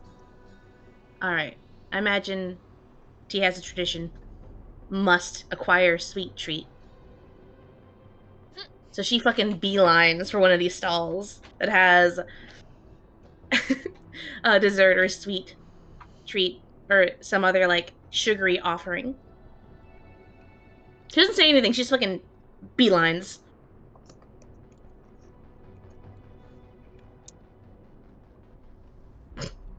She section, has a mission. the one that you go to, I don't know if this is something that you would have encountered. You ever heard of like the gulab jamun? No. These, Oh shit, those are delicious. yes.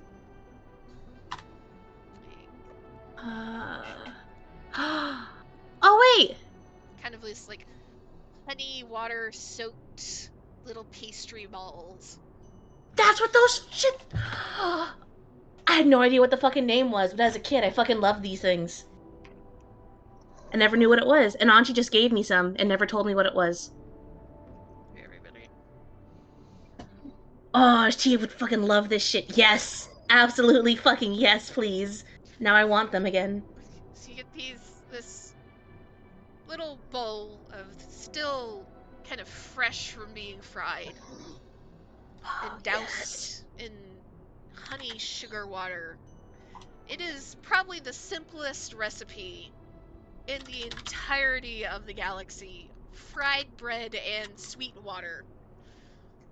But it is something that I imagine Tia has gotten addicted to. Because you can find it Yeah, everywhere. yeah. I imagine. So, you know those like little fucking traditions and shit people have. Like, for example, my husband. Whenever we go to the fucking mall, he needs to get fucking pretzels. Mm-hmm. It's like that. She needs to get this the very fucking second she gets anywhere. It's number one priority. Unless she's in a literal firefight, this is the first thing she's doing. And I imagine she'd get like the largest portion ever because she's with people now. So you get here, like, Tia immediately beelines off, comes back a minute or two later. There's this big ass, like, bowl of these things, and, like, 4 or 5 of them have, like, toothpicks sticking out, because that's how you eat them if you're on the go in this area, and they're not going to pay for silverware for you. So you get toothpicks. Honestly, a lot better than some places probably.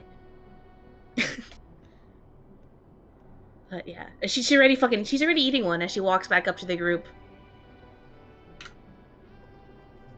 As she walks back up to the group, Iffy just takes one. Mm-hmm. Tia offers the bowl to Kane and Kana and Vialexa as she takes the second one. Kane, who has been diligently walking forward this whole time, doesn't realize she ran off, grabbed treats, came back, or caught up rather, and he'll turn around when he is offered one and be like, "Do you guys smell? What? Where did you get these? What are these?" Her mouth is full. She points at the stall. Oh, so they're pretty good, Kane, honestly. Nodding his head furiously. I would actually suggest trying one. It's Kana takes one. Even you? He takes one. Look, Kana was essentially raised by Lissy, and Lissy has 2 things she likes: meat and sweets. Based. The most based flavor palette. Honestly, same. Mm-hmm. She's just like me for real. Tia's waiting with bated breath to see Kane's reaction as she eats So- a third one. There's a thing that I would like to clarify with you, Kira / Iffy. Kiffy? I don't know if this is you then Iffy. I don't know if this is a fact. You can tell me if this is a fact of life. Iffy doesn't seem like the type to share food. Oh no, absolutely not. 100% no. Does she poach food? Occasionally. It's not super common for her. Mainly because I don't think that she and Kane like the same food whatsoever. But he has seen her do it a couple times. Okay. In specific circumstances. Kane sees Iffy take one and like chomping on it, and then even Kana suggests one, and that just catches him off guard for a second. He turns to Vialexa and he's like, "Do you also love these? Am I the odd man out?" They're okay, I guess.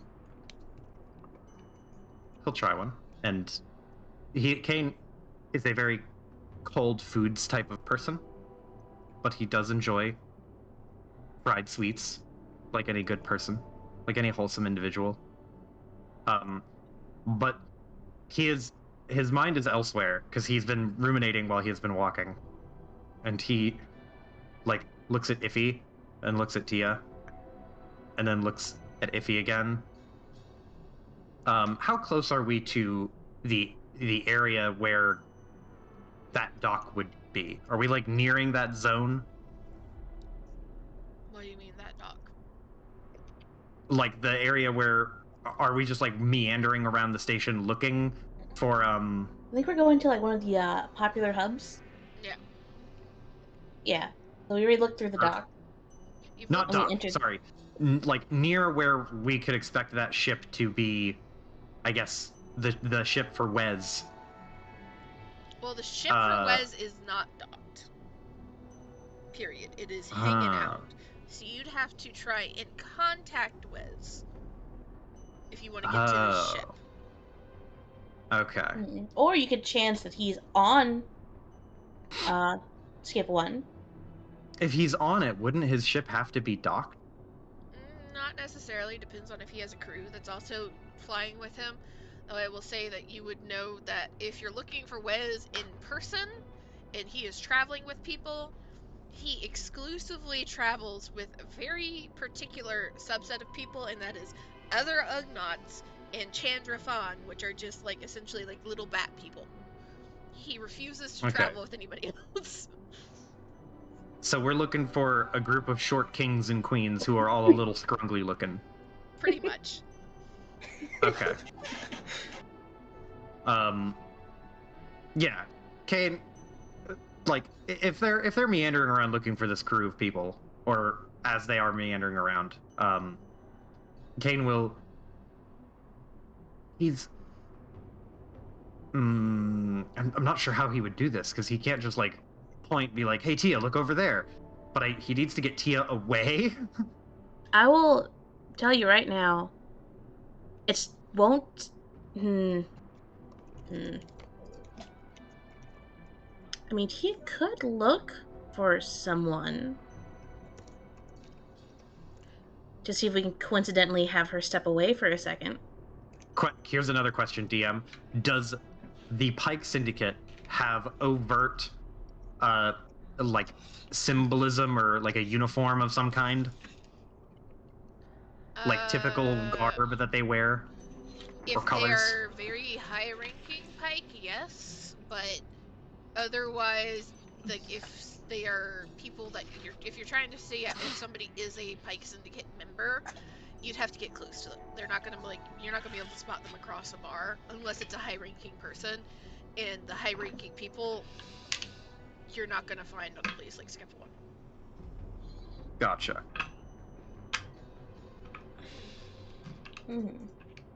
So maybe I will pause you really fast because I got cut off a second ago. So I'm gonna pause you to finish a description to get you guys into maybe a set of mind to try and figure out what you're gonna do. Okay. So you kind of wander through these tunnels that are leading from the port itself into the asteroid until you come out on the other side into a massive open area that you can see is littered with catwalks of various kinds. And you look up and you look down, and this is the primary connector for Skip 1. It is simply called the Cavern. And you can see on every level, above and below you, openings for various cantinas, for game halls, for shops, for residences, all kind of mixed together and connected by these kind of almost. Okay, so like y'all heard like of the Spaghetti Junction like roads? where it's just a whole No. bunch of like Yeah. a whole bunch of roads that are just kind of twisted and turning and like all over each other, and like you look down from above and you don't really get how you get from one point to another. It's like that, where you start on like one end of a catwalk that stretches across the cavern and somehow you end up 3 floors below. And then you see one that just seems to kind of twist and turn on itself and ends up on the same catwalk but on the other side.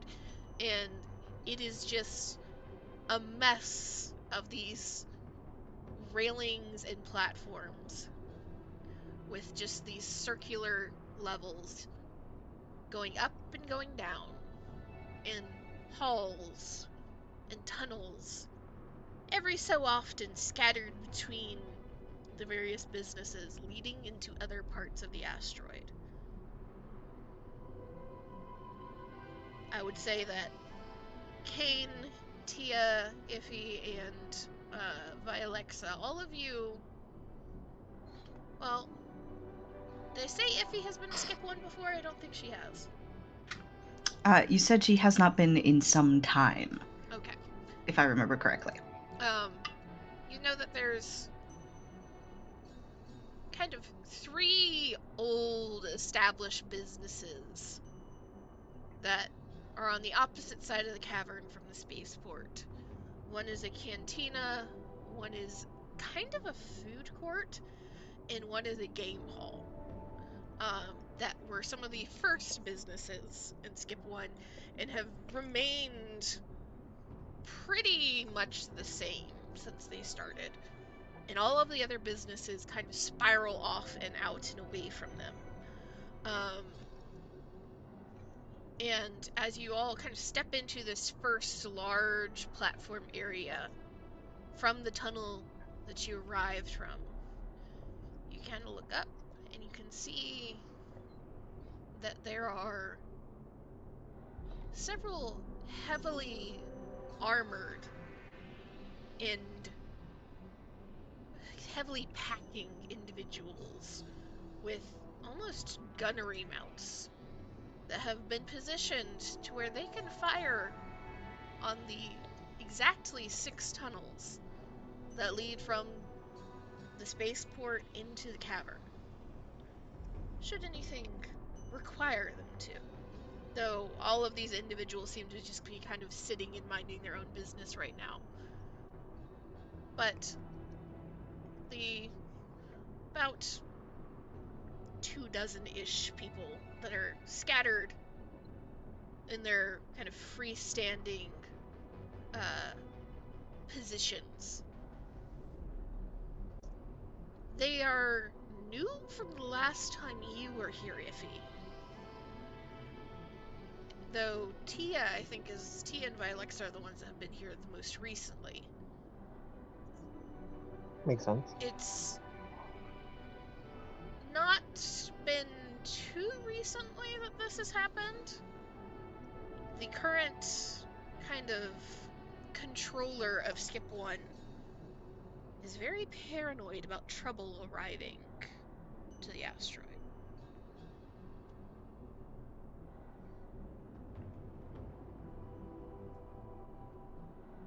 And that's where you guys can kind of figure where you're going, how you're splitting off for, I'm assuming, conversations and such.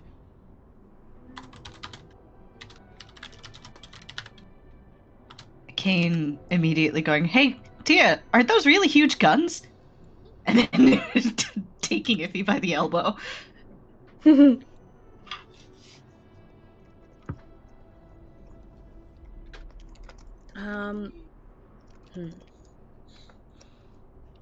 feel like Tia would want, but probably like in the distance, the cantina, a playground for her.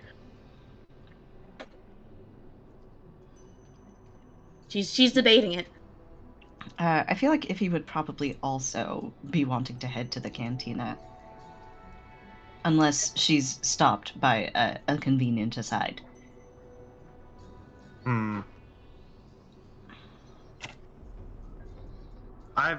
So Kane will gesture towards the cantina because that's a pretty good Star Warsy place to go, to be honest. But he will gesture in that direction and say, if the cantina seems like a generally good place to weed out some information, Wes might not be actually on the station here, but maybe someone's seen him. But first, Connor, you and I should probably give a quick run around. Case the joint, if you catch my meaning. Right.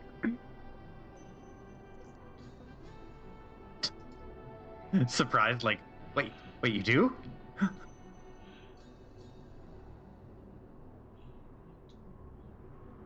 It just looks like, why are you surprised, kind of thing. Like, it's a smart idea. Oh, right. Well, he'll gesture in a direction and start to head off and say, like, got it. We'll catch up with you all at the cantina while we do a quick sweep. But you are coming back to the cantina, right, Connie? Well, that is the meetup place. We'll be there. It'll just take Sure. an extra minute or two, just to make Shouldn't sure take that it. everything's in order. Yeah, it shouldn't take too long. Alright, I'll get you your favorite drink. Non-alcoholic, please. Of course. I'll stay away from the alcoholic desserts. Oh, but before you go, she's going to pick up a toothpick and pick up one of the little treats and hold it up in front of Kana.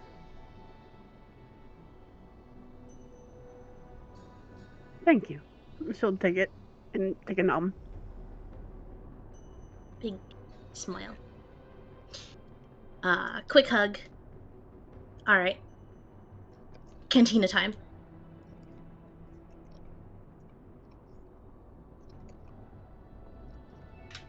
Joe, So- you're on. Yeah, so Kane is going to grab Kana by the arm and like quickly hustle to like they're going around the perimeter of the cantina, if there is a perimeter. It just has to be perimeter-y enough that they can round a corner and be out of sight. And once they are suitably away enough, Kane will look at Kana and say, how much do you know about Tia? Kana was actually full on expecting to like look around. So like when he started leading her off a bit, it's like, wait, what?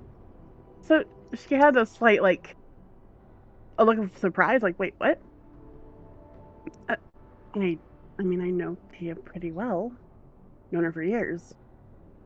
Did you know about this? And he will pull up on a data slate or data pad of some kind the bounty that he was shown by Vialexa.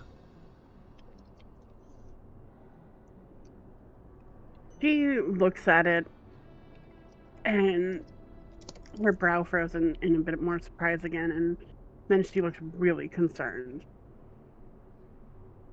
No. Where did you get that? Vialexa had done some digging and found it. I'm taking a risk by showing you because, well, you're close to her. And I don't know how you are close to her or how close you are to her, but I have to tell you first. Vialexa did mention something about working with a criminal. I have to ask you very plainly. Do you trust her, Yes. even still? I assume there's some sort of misunderstanding. Tia has run with Shiesta for I don't know how long. Does Kane know Shiska?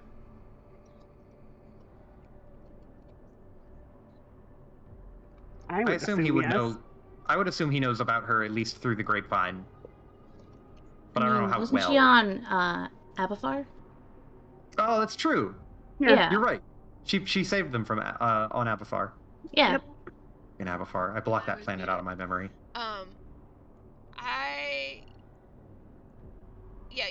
You have the run that you have had with her on Abathar was the first time you met her face to face.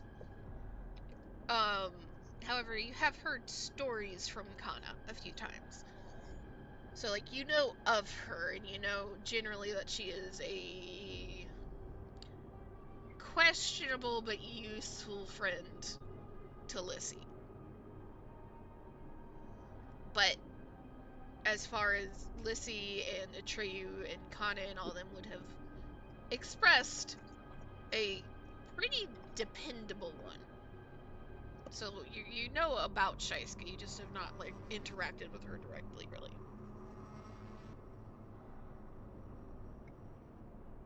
Okay. So she's been running. Kana, you said that she's been running with Shiska for a while. Yeah, she used to at least. Kane furrows his brow. I'm not sure what to make of this then. I mean, having a bounty on her doesn't, I suppose, indicate that she's tied to them in a cooperative way, but it's not good. It means they're after her for some reason. Exactly. It just worries me. What else could she be hiding?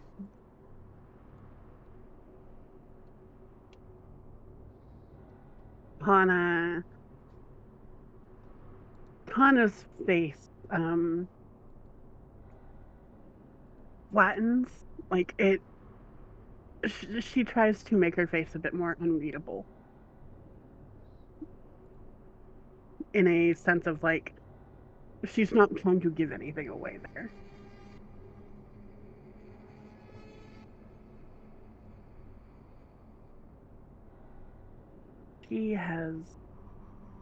She's very simple. I'm sure there's a good explanation for why the bounty has been put out.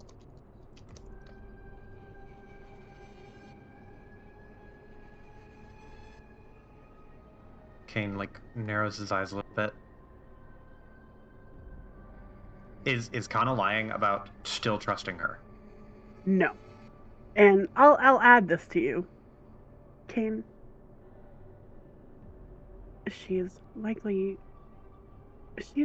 person I've known almost as long as I've known you.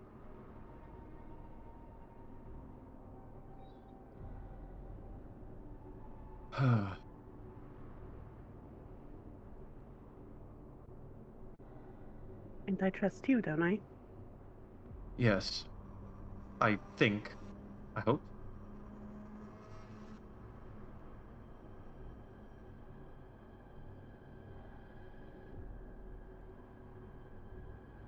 Tia Well, has her secret. And she's not usually very forthcoming with them. But she is a good person. I can promise. he nods. I believe you. And I do trust you. I don't know the extent of it, but well, there might be some involvement with it, and I'm going to look into it. There might be some what? Involvement with Iffy. Not with this, and he shakes the screen with the bounty on it, but with Tia.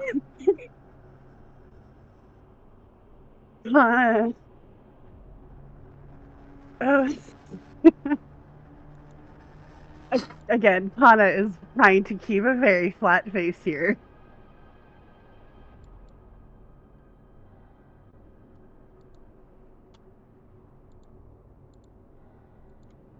Trust me, they're closer than you can imagine. She looks a little annoyed. Or exasperated. Not annoyed, exasperated is the word.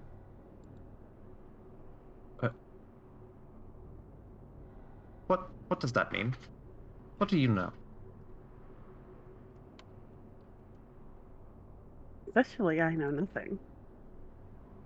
Have you been hiding something from me?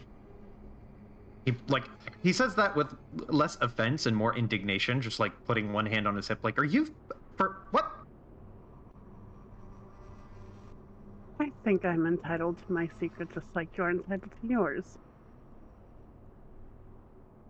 Takes his hand off his hip and crosses his arms and nods once. Fair enough. I'm sorry for that, by the way.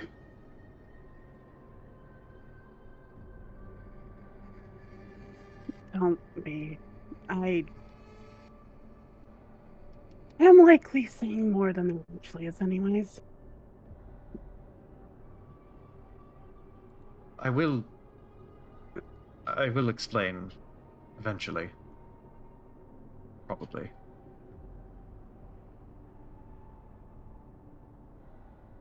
But he shakes his head. But for now, I think it's just important that you know what your friend might have gotten tangled up in. And what we might have to worry about, considering the Pike Syndicate is here. Mm-hmm.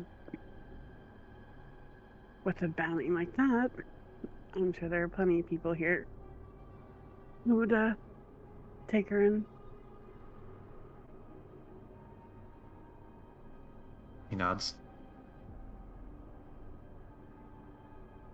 Keep your head on a swivel, I suppose. I'm gonna roll something quick.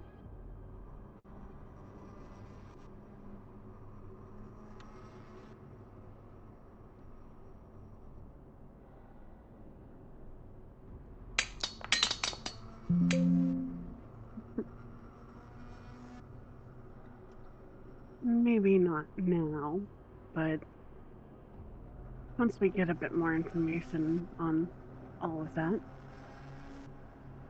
maybe talking to the ambassador would be a good idea. I'm going to have words with her if you're correct and there has been something going on, but that is another issue. Don't you worry about the ambassador. How upset does Kane look at that? Like on a scale of like friendship ending 10 to whatever, let's just go get coffee 1, Kane is at like a 3. Like, hurt that you would keep such a secret from him, but also like I kind of get it because I tend to overreact.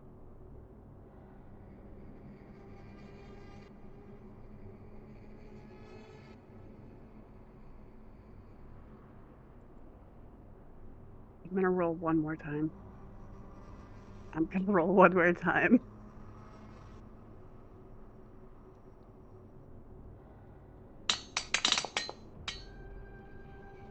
Pretty nice. Thank you.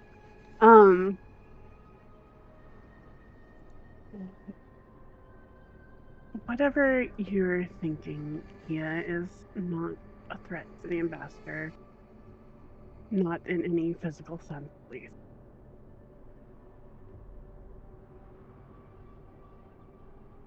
You can trust me. Blinks. I trust you. I just don't understand entirely, and that gives me concern. A different kind of concern. But she's not in danger. That's good. Probably. Not from Kia herself, at least, but again, that pointing towards the bounty, that could lead to some other, danger in proximity.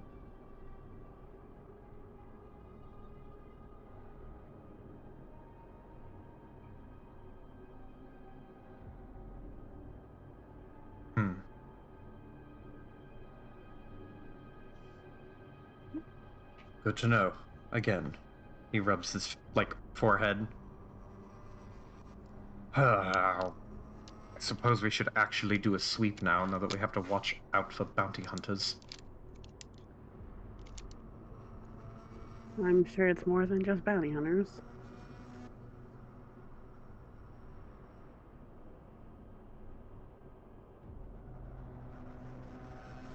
Right, well, you talk to your friend and I'll talk to mine. Sounds like a plan. He nods once, very satisfied. Kind of awkwardly looks, and then it's like, I'll sweep that way. Right. Separate directions. Good. Yeah. Mhm. Yep. Just start walking.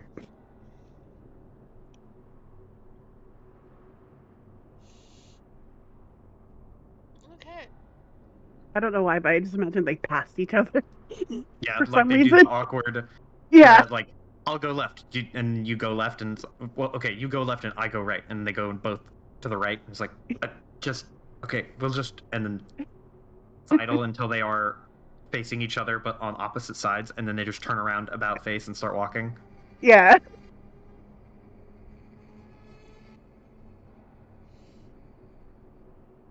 So while that conversation is going on, Vilexa, Iffy, and Tia are making a beeline to the cantina.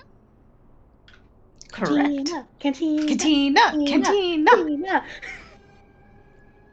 So, the cantina for Skip 1, this original one that has been around damn near as long as Skip 1 has been a popular or semi-popular shadow port, is simply called the Fountain. And it is much more contained than the cavern. It is got nearly at its peak, probably a good 25, 30-foot ceiling that slopes down towards the entryway and slopes down towards the back, where there are private rooms hidden behind doors. The very center of it has a circular bar area, and off to one side there is a stage that generally has musicians and performers on it. However, the cantina, or this particular cantina, is widely known for having very good music, but they don't have dancers, unlike many of the other cantinas in the galaxy. They do have pretty attractive waitresses and waiters that wander around.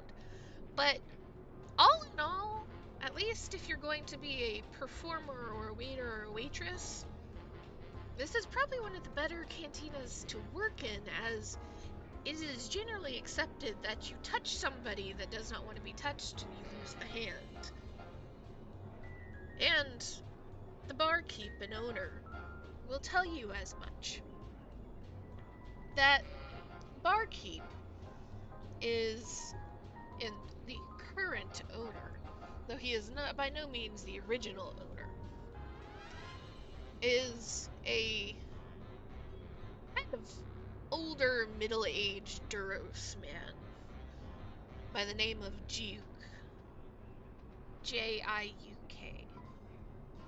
And Duros are kind of your quintessential old-school aliens.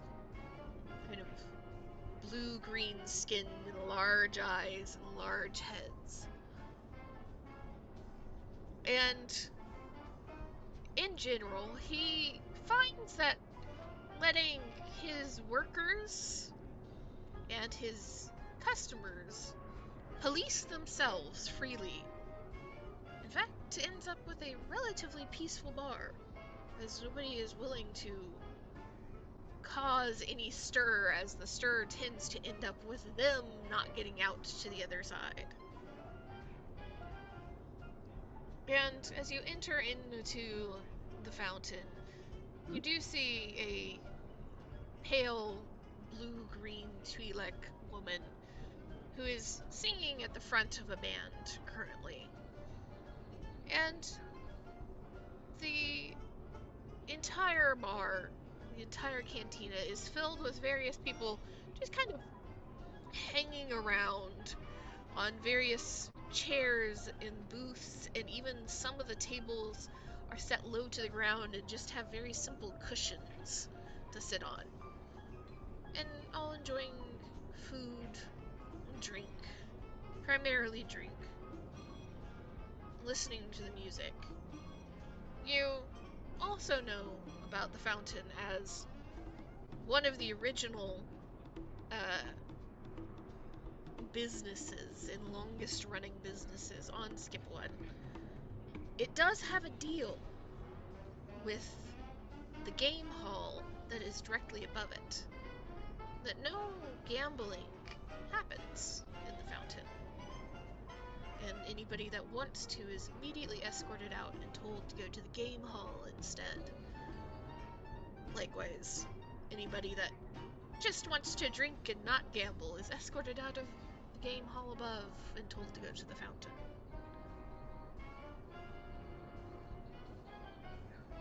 And as you all enter into the fountain, what are y'all doing? Making a beeline directly to the bar or to a chair, or are you looking around, or? To the bar. Iffy will get a seat. That's right.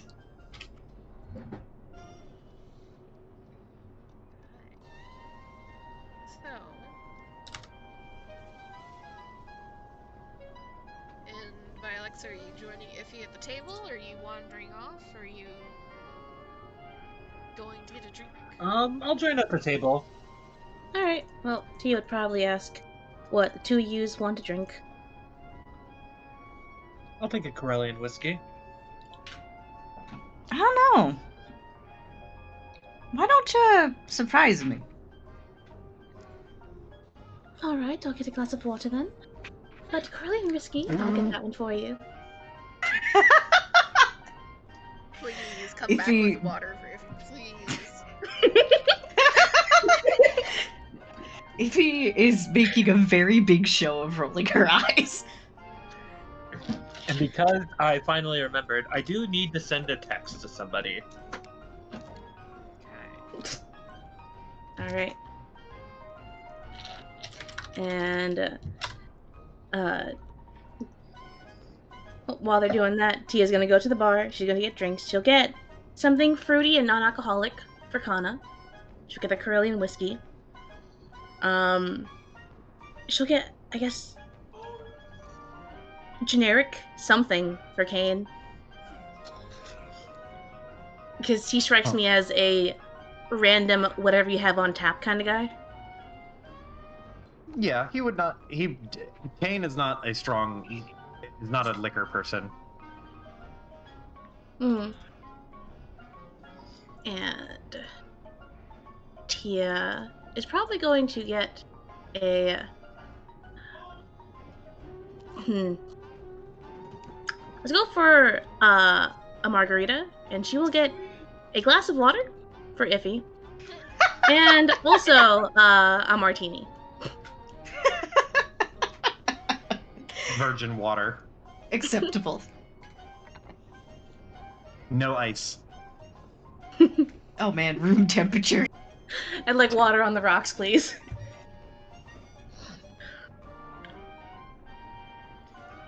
So you go retrieve the drinks, come back to the table. Vilexa has sent a message to somebody. I want to text Lissy. Got a message Lissy. Okay, you can message Lissy. What are you messaging her? My fee's gone up. Okay. And then the next line, triple.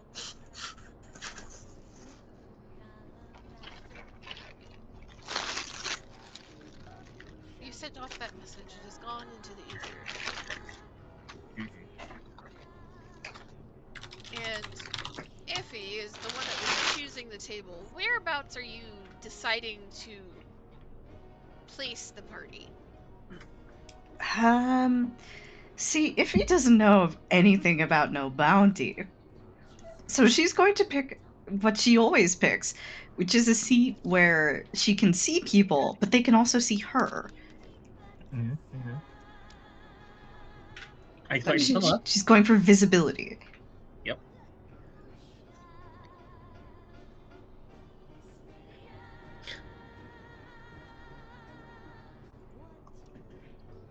So you settle at this table, and it takes a couple of minutes for Tia to come back with the drinks. During that time period, Imagine she took the. they didn't realize that Tia was already retrieving you drinks. There's a couple of pretty waiters and waitresses of various genders and species that kind of stop by, try to offer you something. You tell them that somebody's already taken care of it, and they move on. And you can see at least the tables immediately around you as you both first settle down. Iffy and Vialexa are a pretty striking pair when you have to narrow it down to just two out of the group. You can see a lot of curious looks your direction, and a few murmurs from the nearest tables, but then they go back about their business. And eventually Tia comes back with the drinks. Were you trying to have Tia do something specific? Oh, she was just gonna take a few minutes just to chat with the bartender, because she's a frequent flyer, I imagine. But that can just happen So off screen. You're wanting to say that Tia is a frequent at the fountain? Yeah, because I feel like she would like this place. The vibe is nice. So you take your time at the bar, and like most days, Juke is behind the bar, handling at least some of the drinks, not all of them by any means. He has gotten a couple of helping hands. And he kind of looks you over and kind of tilts his head. You just get this kind of curious look at first. I would think you would show your face here. What do you mean? It's been so long, and I am one of your favorite patrons. How could I not arrive? You do know you're liable to get shot here, right? I don't think I've done anything recently.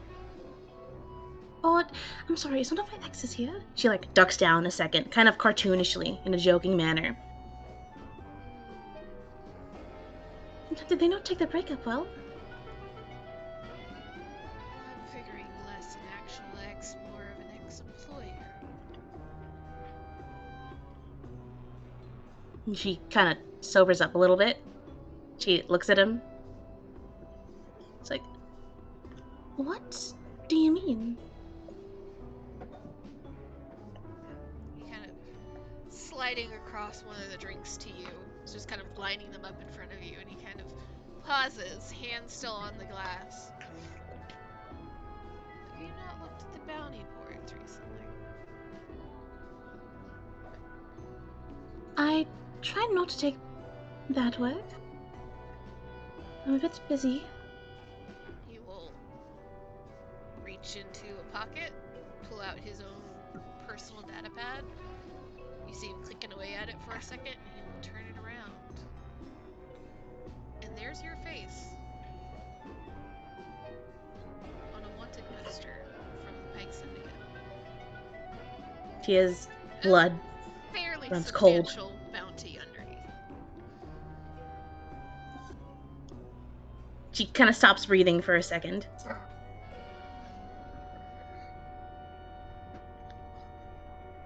Oh, you know, I don't look too bad in that picture, at least. So there is some silver lining.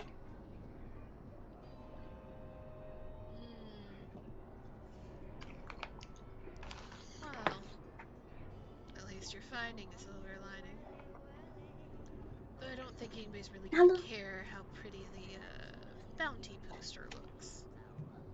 You would be surprised. How long has this been up? He kind of glances at it. 2-3 weeks now.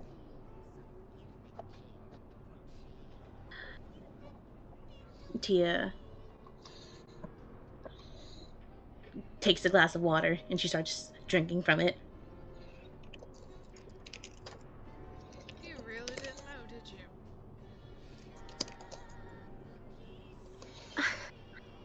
How do you pronounce his name again? Juke. Juke?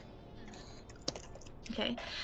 Juke, do you really think I would come here if I knew about it? I'm not that. You've done crazier things. I have, but... Oh, this is very not good.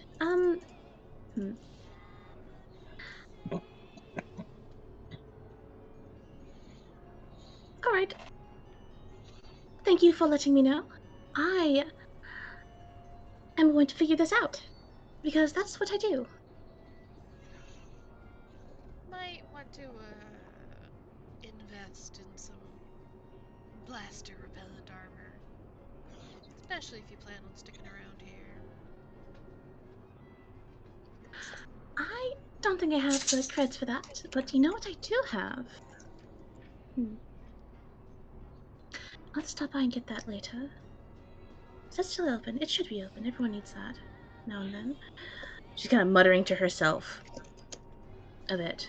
And she kind of like, that cowboy hat on her head, she kind of like hunkers it down a little bit lower.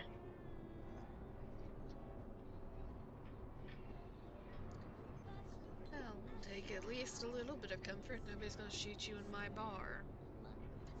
Once That's you get out true. that Is that an door, invitation to stay? once you get out that door, though, there's no telling. Right, so is that an invitation to stay here? As long as you're buying drinks. Does water count? Considering you don't pay for it, no. What if I did? Just a little. Maybe a few drinks here and there. I mean, the positive would be having me around, which is always a good thing. The negative is you'll be taking up space from a more paying customer. She kind of pouts a bit. Like, I like I you, think my Tia. charm makes up for that. I like you, Tia. But you can't hide in the fountain. It's worth a shot, though. Alright. Thanks for letting me know. It's always good seeing you. And he just kind of like, as he's finishing up the last drink, puts it in front of you and just kind of two-finger salutes. And then takes a step back and looks you over, and then you can see his eyes drift towards Iffy and Vialexa, who he vaguely recognizes Vialexa. Mm-hmm. And he kind of frowns, doesn't say anything, looks back at Tia. You want my advice? Get off this rock before it comes to bite you in the ass. Unfortunately, I'm in a pretty tight contract at the moment, so I can't just abandon ship. Contract that's better or worse off than getting hunted by the Syndicate. It's worth it. I know that's for sure, at least. He just kind of like looks at you like you've grown a second head, shrugs, and turns to deal with the next customer. She's gonna give him a little finger gun. She's gonna take the drink, commandeers one of his trays.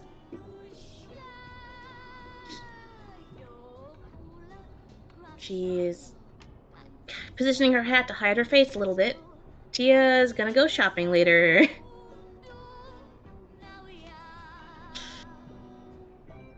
But she'll get back to the table with the drink. She's going to give Vilexa her Corellian whiskey. She's going to place in front of Ippy a glass of water.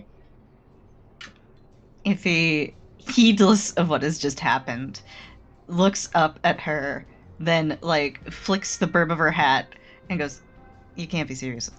Is this vodka? Is this at least vodka?" You could try taking a sip and see. She picks it up, makes eye contact, takes a sip, tastes its water, immediately sets it back down. Well, you did Denala. say to surprise, for her to surprise you. Not like this. No, you weren't specific. You really should be more specific. And Tia's gonna put her hat back down where it got tilted up. She's gonna take a sip of her little margarita. Yeah, there's like 3 more drinks on the tray. She's gonna wait a couple minutes before she gives Ippy the martini. But she'll let Ippy suffer for a little bit. Oh, she's suffering. She's like drinking her water, like, drinking water at a cantina. Everybody's gonna think I'm some kind of weenie. Once she finishes the water, she will be rewarded with the martini. She takes the martini, she picks it up, and she looks at it. She goes, "Hey, how'd you know I like it with the olive, like, mushed in it?" Intuition. See, now this is a real surprise, she says. She picks up the martini and she gestures towards Vilexa. This is a surprise. What if it's just water again, though? Just what You- if? You That wouldn't would do that be to me. the biggest hoodwink of all time. And I'd be here for it. If he looks between the two of them, looks to her drink, narrows her eyes. Denala, this is water. This is olive water at that. If you just served me a glass full of mushy olive water, you know what? You're gonna have to find your own lodgings for the night because you can't stay on the Don. There's only one way to find out. Iffy, eye contact, sip, tastes it, victory. Puts it back down more happily. She's going to stage whisper to Vilexa. If I had thought of getting a second water, it would have been. Shame I just thought of it after I sat down. Look, sometimes she's got to get used to disappointment. You know, it's healthy. She nods, sagely, as she sips her drink, eyes glancing at the door before turning back.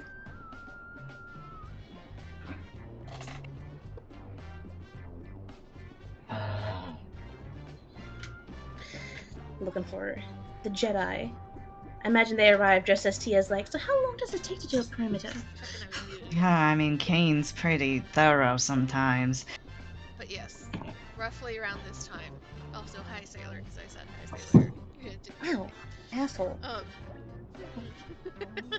T says hi. See, he was mad. He couldn't hear me. The Jedi would have come back as you're kind of stage whispering, both completing a half circuit of at least the level that the fountain is on. You see Vilexa, Iffy, and Tia kind of sitting at this table in the middle of the floor. A decent view of both the bar and the stage.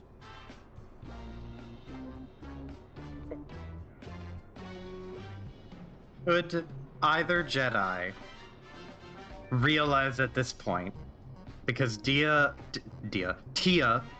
is on a bounty list, and they are working with a bounty hunter on the crew. Was that open information? I mean, how else? I was introduced as a bounty hunter, I believe. Bounty hunter / informant. Yep. Mm-hmm. It has not been a secret. That's how Vilexa found out in the first place. Yeah, Yep. if Kane and or Kana would be the type to put the 2 and 2 together, now that they're thinking a little harder on it, you can have figured that out. However, Olive Branch, I did tell Kane, and I did warn Kane. Like, I did tell him, like, not gonna do anything yet, but if I have to, I will. And maybe now you can click, like, oh shit, that's what she meant. Perfect. So Kane and Kana walk in together? Together, yes? Yeah. Roughly, yeah. And they from the overlook area, or from where they're standing, overlook the area rather, and Kane will spot them, and he'll look over to Kana and say, "Right, I suppose now we should probably. Do you think we could maybe suppress the bounty with Violex's help?" And he slowly looks back to the table and then looks at Kana. I don't think suppressing it would be easy. There's something coming from the pikes. We should get them to move, though. She says, kind of eyeing, like, they're a little distance from the table, right? Yeah. So she's kind of eyeing the table, and the dead center's like, they need to move. They need to move. Kane is going to start walking very quickly to the table, and even before he gets there, he will hit Iffy up on the radio, and he is going to tell Iffy, like, I don't know if you know this, but better late than never. We need to get to a darker corner of the cantina, if any. Darker corner of the canteen. In this outfit? Wait, darker corner. Iffy, your hiree has a bounty on their head with the Pike Syndicate. Oh, so we're just telling her now. Okay. Telling her, okay. Wait, hold on. Is Well, Kane we're just telling there? her, okay. Hold on. 1 second. Is Kane there already, or is this over the radio? This is what I imagined would be over a private radio. Okay, but have they entered the establishment yet? Yes. No, this is. They have entered the establishment, right? Yes. They have come through the front door. They are kind of looking over the crowd and moving through the crowd to get to the table. Yeah. Okay. And while they're moving through the crowd, Kane does some private hit to Iffy. Wait. As soon as they're in fucking sight, Tia's fucking saviors. All right. Okay. Her other fucking bodyguard is here. Tia is going to fucking get up, say that, oh, she'll be right back. Fucking beeline into Kana and Kane. Wait, so did we not all hear that over the radio? No, it's private line. It was just to Iffy. Just to Iffy. Just to Iffy. But as soon as they're in, Tia's dipping. Tia's going right to them. Can I make 2 questions here? Kana is next to Kane when he says that to Iffy, right? Yes. Like, they're both heading over there. Yes. Okay, if that is the case, and she hears Kane tell Iffy that, if she's going to make eye contact with Tia, and if she starts running, like, towards them to, like, leave or whatever, Kana's gonna catch her by the arm. Oh, she's running up to them as a stop for a second. Yeah, okay. Yeah, Kana's gonna catch her by the arm and be like, hey, we should have a conversation. So, we can do that later. What I need to do right now is I need to go out for a second. Just a quick little stop. But my coworker here taps Kane on the arm. I'm leaving, tag you're it. They're there at that table. I'll be right back. Kana is going to hold onto her arm still. Oh. And look at Kane. Can you take care of the ambassador? What does he it's say? not necessary. I can go on my own. Yeah, if So, you've been Iffy- informed of this, and in the same breath, Tia is like, excuse me, gets up from the table. I was gonna react, and this stuff kept happening. And Dude, it's the same time she finds out. That's the same fucking moment that Tia fucking, excuse me, I'll be right back, dips. I think that Iffy has previously been vibing up to this moment, and In levels her of lane. of smug heretofore unknown, humbled only mildly by the prank, and just happy and relaxed in a way that she isn't typically. And this is now the second time that she has sat down at a bar, vibing in her lane, and had something dropped on her. In as many times to a bar. Is she making like a visual reaction? I'm getting to it. Okay.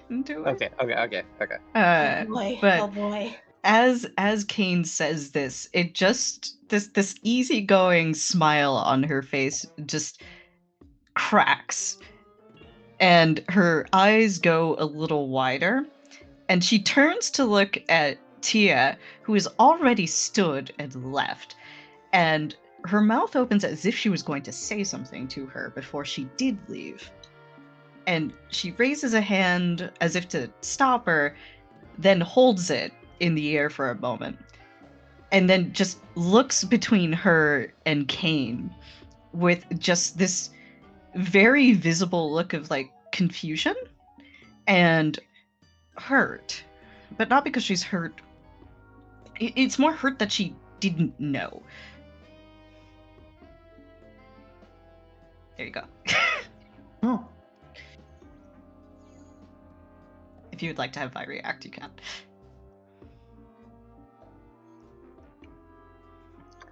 I'll be like, what's the matter, Iffy? You're paling all of a sudden. If he only like hears Vialexa, but it's almost at like a lower volume, and she like turns to look over to her and opens her mouth as if she's gonna talk again, doesn't. Shakes her head a moment, and then could you watch the table for a second, Vi? Sure thing. Thank you. In, And in true bitch fashion, she's going to rest her legs on the table with just holding out her whiskey, and just takes a big fucking gulp of it. Vi, now the Yes. most unbothered person in the party. It's giving energy of just fucking try and sit with me. I fucking dare you, random stranger. It's more she's like, okay, I don't have popcorn, so this is gonna do. I knew this was Oh coming. boy. Oh, she is in peak run mode. As this happens, Iffy walks over to the others without saying a word, but just visibly thinking as she's walking, trying to figure out the approach here. So I will pause you there, because this is a whole bunch of stuff going on at once. So, you have got up and started walking. This would be the time that Tia has tried to zoom past Akana. Akana has stopped her. So we will shift very quickly to give Tia and Kana and Kane a second. Again.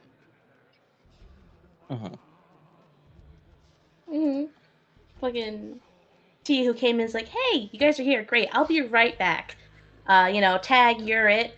Tries to zoom past to stop, and she's looking at Kana with just why in her eyes.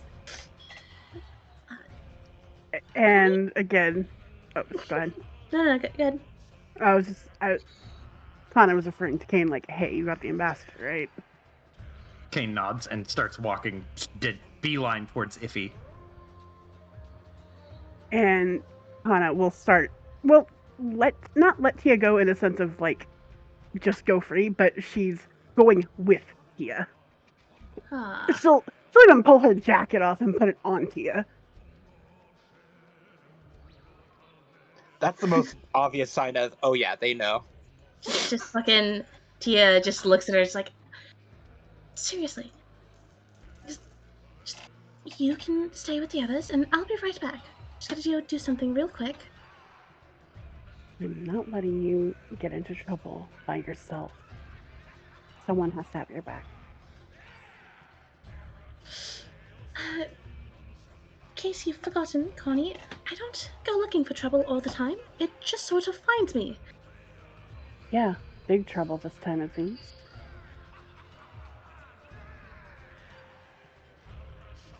Apparently so. So I need to go and get something very quickly. If we don't have time. Then let's Alright, go. fine. Let's go. Fucking beelining it the fuck out of there. So they beeline towards the door as Iffy is met by Kane halfway to where halfway to where Tia and Kana were. If he is going, go on. Kane just looks like a little bit concerned and a little bit like, I'm sorry I had to tell you over the comms.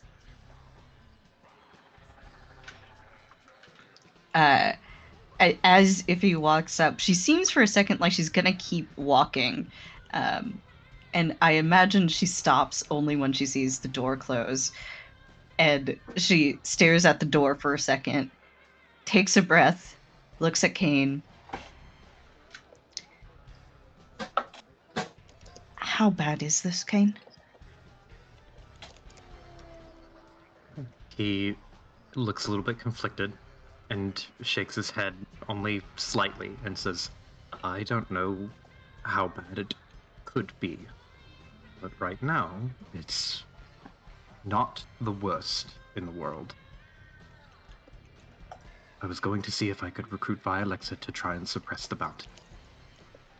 At least for a little bit.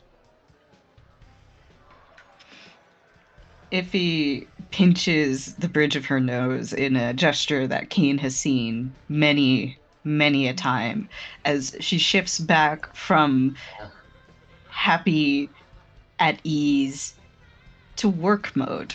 And not just to work mode, but to not even ambassador mode. This is an older Iffy. Right. We'll need to move quickly. I bet tons of people here have already seen it. Eventually we're gonna have to settle up with the Pikes. I don't know how to approach that yet. I don't really have very many Pike contacts. But we'll figure it out. For now, try to suppress that bounty. He nods. He opens his mouth as if he's gonna say something, and he just closes his mouth again, and he'll nod, and he'll pat Iffy once on the shoulder, like not like a pat, but like put a hand on her shoulder, and kind of give her a long look and say, I'll see what I can do. Hopefully Vialexa can help. If nothing else, I can try my best. If he quietly nods, just standing there for a little bit, trying to figure out what she needs to do, what she's going to do while those two are trying to suppress the bounty. Yeah, right. Thank you, Kane, for telling me. I'm not sure. Why didn't she tell me?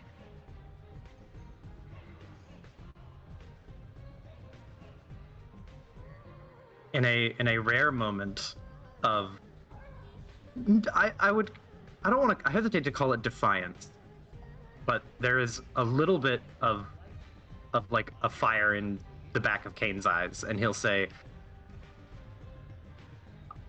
I don't think it's as easy for her to tell other people in the same way that it is easy for you to tell everyone about some of the things you've been up to, or used to get up to. If he looks at Kane, and previously she had been absorbed in her thoughts, such that she wasn't looking directly at him. She doesn't typically look directly into people's eyes when she talks. She's very good at making it seem like she is, though. But this time she does look at Kane. And she recognizes that fire and the truth of what he's saying. And she takes a breath and looks out the window again. Out the door, I should say. And just shakes her head, small, tiny hint of a smile. You know what, Kane? You got a point there, don't you? I guess that's why we get along so well, huh? He smiles, and it's a little bit of a pained smile, but he smiles nonetheless. You wouldn't keep me around if I was just a yes man. I wouldn't keep many men around to begin with. In like a moment of cheekiness, he will wink and then pat you on the shoulder and finish like the hand grab and say, I know. Now go do what you do best. I need to talk to our resident hacker, and I need to talk to the resident hacker. If he will nod, look over, and ruffle his hair again. Hey, Kane. Thanks for keeping my life together.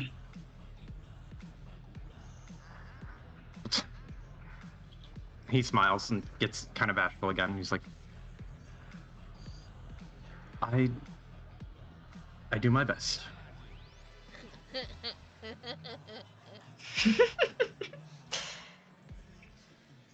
If he will then also start heading outside.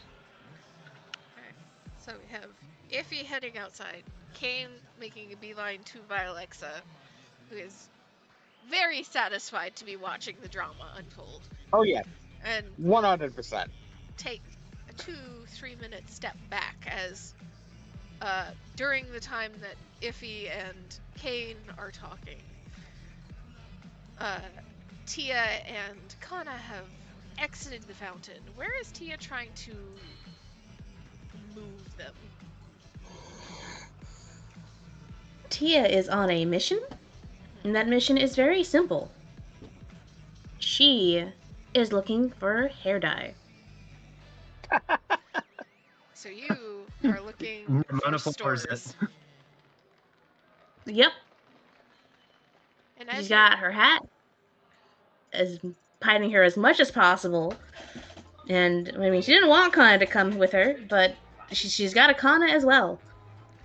As you are making a beeline away from the fountain, probably are you moving towards the more reputable places or the shadier places?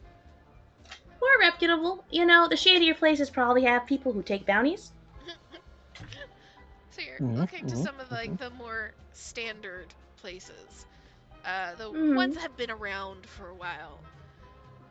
As you're heading across one of the catwalks across the cavern, trying to get a level or two down to area has some hair dyes and makeups and various things to help with your appearance. Alright, is Kana walking behind Tia or shoulder and shoulder with Tia?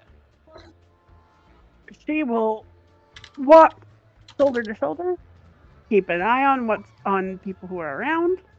She is worried about her friend. So you are both walking along this catwalk, and Tia, you're kind of breathing a little bit of a sigh of relief because you can see the store that you're looking for is open. And you know the owner there. Fuck. And as you're moving, all of a sudden both of you are stopped by giant blue hands on the outside shoulders. And suddenly this very deep voice kind of leaning above your head. Oh, look at these little pretties we got here. And Tia and Kana, you both turn instinctively looking up. Please, please, please. And that's where we're gonna end it. Oh, shit! Fucking, is this... Does Tia recognize the voice? This is where we're gonna end it. It's Cad Bane. It would be Z, funny please. if it was Cad Bane. See, now you know how I felt. This is gonna happen to each of us whenever we go to a bar now. Somebody's gonna bump into somebody that they knew, and Zia's gonna cut the session right there, and they're gonna have to sit on that for at least 2 weeks minimum. I think I know who it is. I'm fucking Don't you guys hoping I know just who it love is. drama?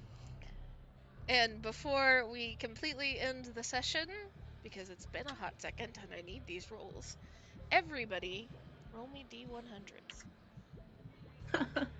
A.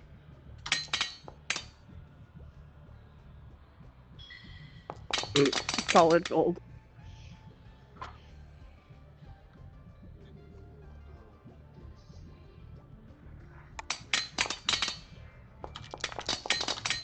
$28.